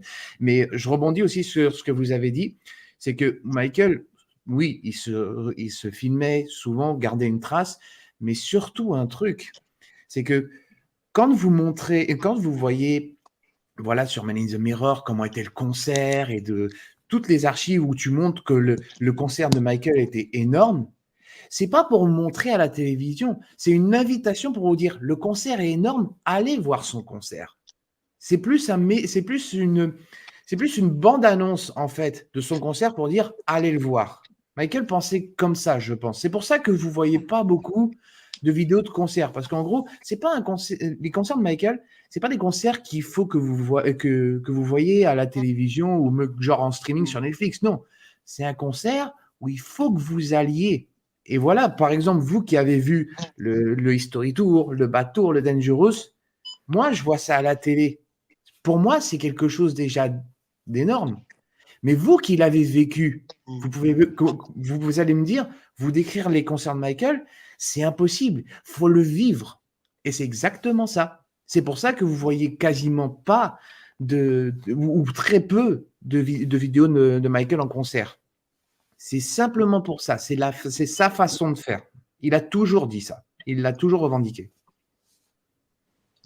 Et alors, du coup, ça pose une autre question parce que là, on se fait une idée un petit peu des décisions qui étaient prises du vivant de Michael.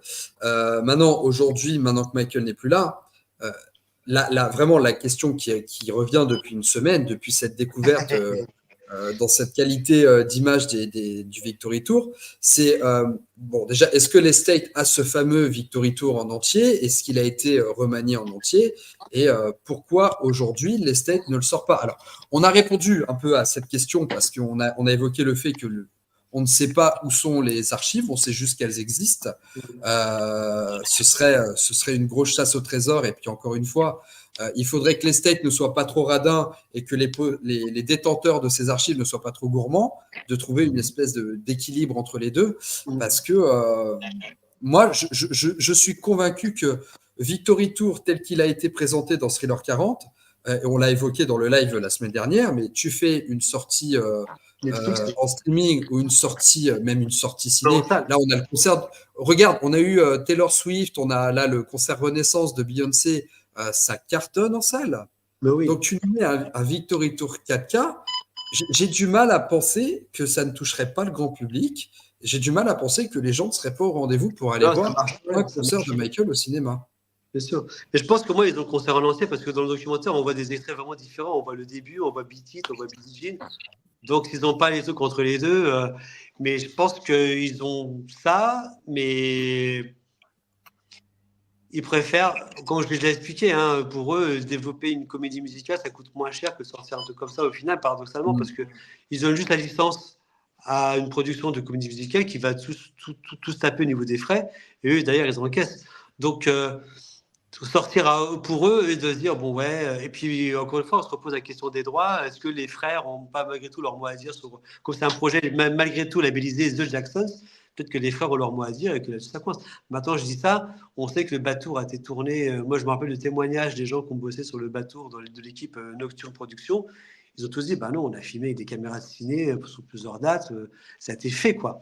Donc, tout ça, voilà, Dangerous, j'imagine pareil aussi. Donc, ça, sur ce qui est Michael Solo, il pourrait faire beaucoup plus de choses que ce qu'il ne fait, à savoir une VHS mise sur un DVD, quoi. Parce que ça reste quand même assez limite d'avoir fait ça.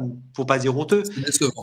C'est décevant. Bah non, mais surtout que moi je me rappelle quand c'est sorti, on était déjà à l'époque dans les rayons télé, tu avais toutes les télé HD qui arrivaient et tu mettais ce concert-là sur une télé HD avec une prise HDMI, la meilleure que tu puisses trouver. C'était malgré tout un résultat naze, quoi. C'était pas beau à voir, tu vois. Donc ça donne pas envie de le regarder. Moi, tu vois, je l'ai le coffret, mais DVD, je me le passe pratiquement jamais. Je préfère me regarder, tu sais, les images d'Australie ou l'habillé en rouge qui sont en qualité meilleure, tu sais, qui sont courts, mais ces extraits-là me donnent plus de plaisir que le Blu-ray officiel, enfin, pendant que le DVD officiel, c'est pas Blu-ray, pardon pour le lapsus non révélateur, mais parce que ça existe aussi. Mais non, c'est pour vous dire que on va toujours aux mêmes choses, ils sont aussi sur un vrai trésor, que ce soit pour les photos, que ce soit pour les musiques, que ce soit pour les vidéos, mais ils nous font des t-shirts à $60 avec autant en frais de port, donc voilà. Donc, est-ce que les gens... déjà, merci Tonton Branca pour la gestion de... Alors, Tonton Branca, c'est une chose. Karen Langford en est une aussi. N'oubliez pas de taper sur Karen Langford, parce que c'est elle aussi qui est très, très, très responsable de ce qui se passe. Moi, je la connais parce qu'elle me déteste. Donc, la fois qu'elle m'a vu, il est encore vivant. Mais non, c'est une folle. C'est une folle. C'est elle qui dit non à tout. Elle se fait appeler Dr No par tout le monde. Donc, je ne peux pas vous faire plus. Et c'est ça, en fait, ce qui est le plus rageant, c'est que, bon, que Michael ait donné des directives, en gros, pour dire, voilà, il y a des choses que je ne peux pas sortir, il y a des choses où on peut travailler dessus, ça, je peux comprendre. Ouais, oui. Par contre, oui, maintenant qu'il est plus là, c'est vrai que c'est, entre guillemets, un peu plus facile. Mais voilà, encore une fois... Est-ce que c'est pas ce qu'il voudrait? Mais c'est comme Prince. Je prends le cas de Prince. Là, ils sortent des coffrets à tour de bras. Ils n'en peuvent plus. Là, tous les 6 mois, il y a des camions de coffrets qui arrivent. Bon, on sait très bien que Prince n'aurait jamais laissé sortir des choses dans ça. De son vivant, il commençait à bosser sur une réédition de Purple Rain. Bon, ça s'est fait sans lui au final, après, parce qu'il n'était plus là. Mais tout était sous un contrôle. Pour contrôler ces choses, Prince était aussi très connu pour ça. Maintenant qu'il n'est plus là, il sort des trucs... ça sort. Parce qu'ils ont, au sein de l'esthète, trouvé des accords, des arrangements, ils ont réussi à classer les choses, ils ont réussi à... Il y a un vrai travail comment dire, un vrai travail qui prend soin du patrimoine, mais qui n'est pas, à ce jour, je pense, fait pour Michael. C'est ça, ouais, qui est pour objectif de pas laisser dormir les choses dans une boîte, parce qu'il faut bien faire quelque chose de tout ça. C'est ça, en fait, le plus rageant, c'est que qui nous sortent des démos, des vrais démos, je parle, hein, qui nous sortent des démos, ou même, par exemple, qui nous sortent, t'en parlais la semaine dernière, Greg, et je l'avais dit en plus sur le chat, pourquoi ils n'avaient pas sorti Thriller 40 avec l'album Thriller remasterisé, les démos, pas de problème, c'est très cool, c'est très bien, et qui nous sortent derrière le clip Thriller en 4K et avec le making-of de Thriller derrière. Vous imaginez le packaging, ça aurait été un truc de fou. Et tu rajoutes en plus. Et tu rajoutes en plus. Peut-être sur le DVD, peut-être sur le Blu-ray. Mais t'imagines, tu as le Thriller, le making-of de Thriller, et en plus, en bonus, on te rajoute quelques vidéos du Victory Tour. On aurait tous sauté dessus, en fait. Ah oui. On aurait tous sauté dessus. Je suis pas sûr qu'ils aient les droits du making-of de Thriller. Attends, ils ont été capables de ramener sur Thriller 40 John Landis. Alors ne me dis pas qu'ils ont pas les droits. Le making-of, il appartient à l'Estate surtout. Hein, c'est Optimum Production, donc ça leur appartient. Donc, et on envoie des extraits dans le documentaire en plus. Oui, mais c'est ça le truc. On voit des extraits. Mais le vrai making-of, celui qu'on a tous en VHS, on tuerait à l'identique. Parce que moi, à l'époque, j'ai acheté en VHS le clip plus making-of. Ressortir juste ça, l'identique en DVD ou en Blu-ray, rien que ça. Tu ressors en qualité Blu-ray le clip et le making-of. Ouais, et tu fais un coffret vintage, tu sais, style VHS, comme ils ont pu faire. Voilà, tu fais un packaging, tu fais un... Oui. Mais tu ressors juste rien que ça. C'est bien compliqué. Voilà, comme Bad 25, quand ils nous ont sorti la mallette avec l'album remasterisé, avec le concert, avec le truc. Mais on critique la qualité du visuel, je parle, de la qualité VHS du concert, mais au moins, t'avais le concert, t'avais un truc que t'avais jamais vu. Au moins, c'était quelque chose de concret. Tu jugeais sur le tout en entier. Et ça, c'était énorme. C'est vrai. Et pourquoi ils font pas ça ? Et justement, moi, je m'inquiète, surtout, c'est pour l'avenir. Parce que si Thriller 40, ils nous font ça, qu'est-ce que ça va être quand ça va être Dangerous et quand ça va être History ? On aura des t-shirts. Oui. Ça va être le Marcel. Le Marcel History 25. On aura des t-shirts, il y aura des t-shirts et des cartes postales, je sais pas. D'ailleurs, on l'a déjà eu. Pour History 25. On a eu des t-shirts. Tu sais ce qu'ils vont nous faire pour History 25 ? Ces idiots, ils vont sortir le best-of au lieu de sortir l'album. Oh, moi, j'espérais un number one 20, mais bon, c'est pareil. Ouais. Et en plus, je crie ça depuis des années et je continuerai à le crier jusqu'à ce que l'esthète se bouge les fesses. Mais les fans, et je parle des fans dans n'importe quoi que ce soit, que ce soit musique, danse, ce que vous voulez. Les fans font un bien meilleur travail que l'esthète en 20 ans. Et c'est vrai. Non, mais la réponse, on la connaît tous, on l'a dit à plusieurs reprises. Le problème, c'est que l'esthète ne veut pas dépenser d'argent. Et donc, tout ce qu'on peut, nous, en tant que fans, attendre, proposer à l'esthète, ce sera forcément un investissement financier à mettre dans la balance, parce qu'il faut racheter les droits à un tel, parce qu'il faut masteriser, remasteriser, parce que le seul truc que je piche pas, c'est qu'ils ont fait le boulot pour un thriller 4K. Ils ont fait le boulot déjà. Ils ont déjà investi de l'argent dedans. Donc, pourquoi ils ne le sortent pas ? Ça, je ne comprends pas. Parce que le boulot, il est déjà fait. Ils ont payé pour. Ils ont fait une belle projection à droite, à gauche. Et ils n'ont rien sorti derrière. Alors, est-ce qu'ils ont arrêté de le sortir ? Enfin, ils ne l'ont pas sorti parce qu'il y a eu les histoires, etc., qui ont ressurgi. C'est possible. Mais maintenant, là, ils ont quand même bien vu que ça reste l'artiste mort le plus vendu. Donc, désolé, ils doivent bien quand même se rendre compte que c'est jouable. Sortir Thriller 4K, même si ils nous feront certainement pas le plaisir de mettre le making-of avec, ou alors ils le mettront dans une qualité dégueulasse.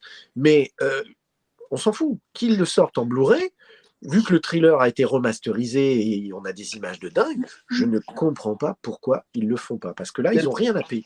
Non, mais Yann, je ne donne pas raison, mais regarde. En ne faisant pas tout ça, ils sont numéro 1 de l'artiste décédé le plus rentable. C'est ce qu'on a évoqué la semaine dernière. Donc, ils vont gagner du pognon.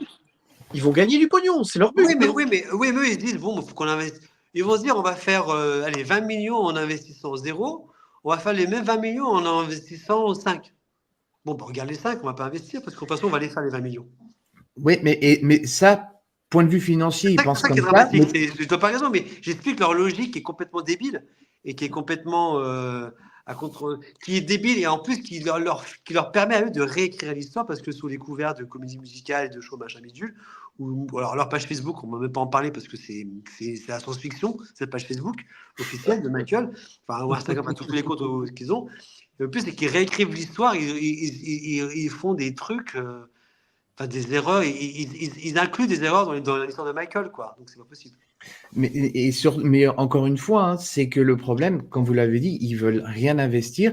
Et c'est ça, je pense, eux, ils pensent de manière financière, alors que nous, peut-être on voit aussi l'aspect financier un peu en dessous, mais surtout, nous, ce qu'on voit, c'est la qualité, c'est la qualité qu'on voit derrière. Voilà, quand Bad 25 est sorti, même si le concert était en qualité VHS, on n'a pas râlé. Pourquoi? Parce que c'était quelque chose de qualité.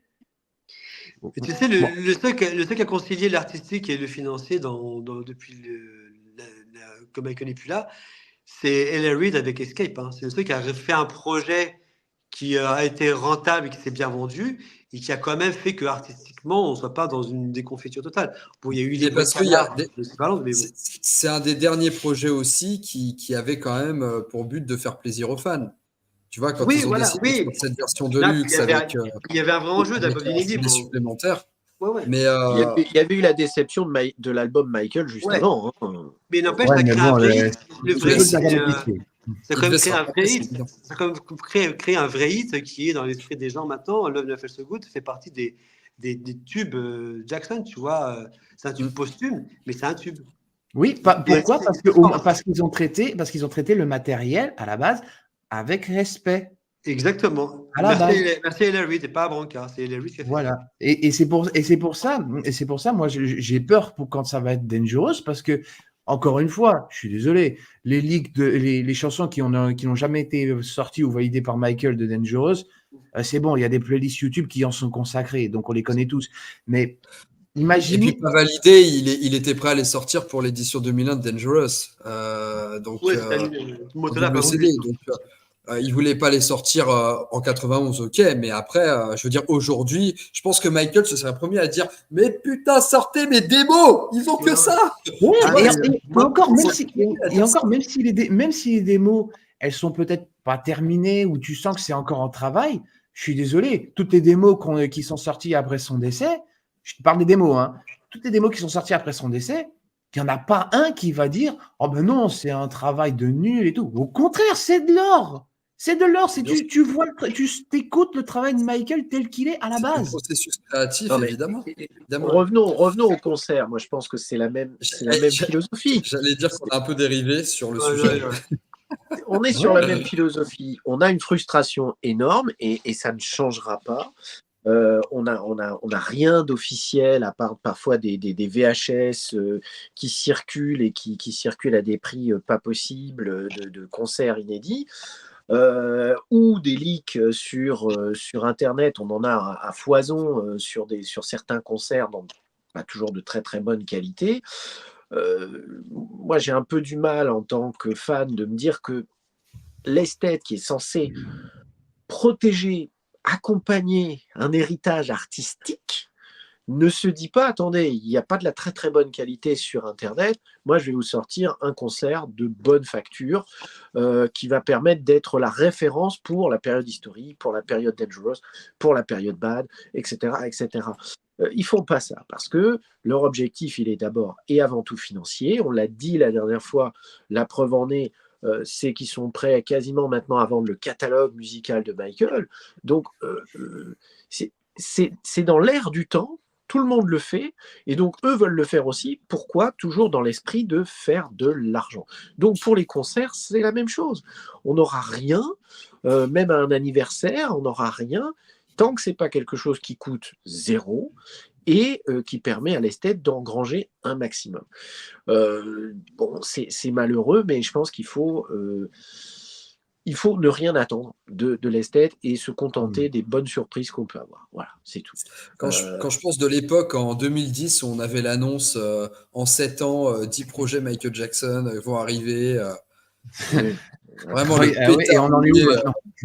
Ah, le Voilà. pétard mouillé comme jamais. Bon, Ouais. en tout cas, les amis, là, on va pas dériver trop sur le sujet de l'estate parce que le live sur l'estate, on l'a déjà fait. Voilà.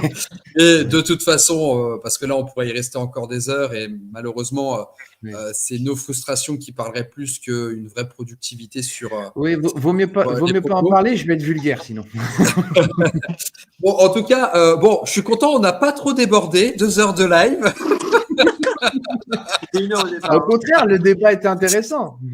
Le débat était Donc, intéressant. voilà. Une demi-heure, merde. J'ai vu passer un et le slip dans les commentaires, je pense en référence Ouais, au marché tout à fait. d'avenir. Donc j'apprécie ce commentaire, je tenais à le dire, c'est juste tout ça. Donc, bon, bah, écoutez, les garçons, on va s'arrêter là pour ce soir.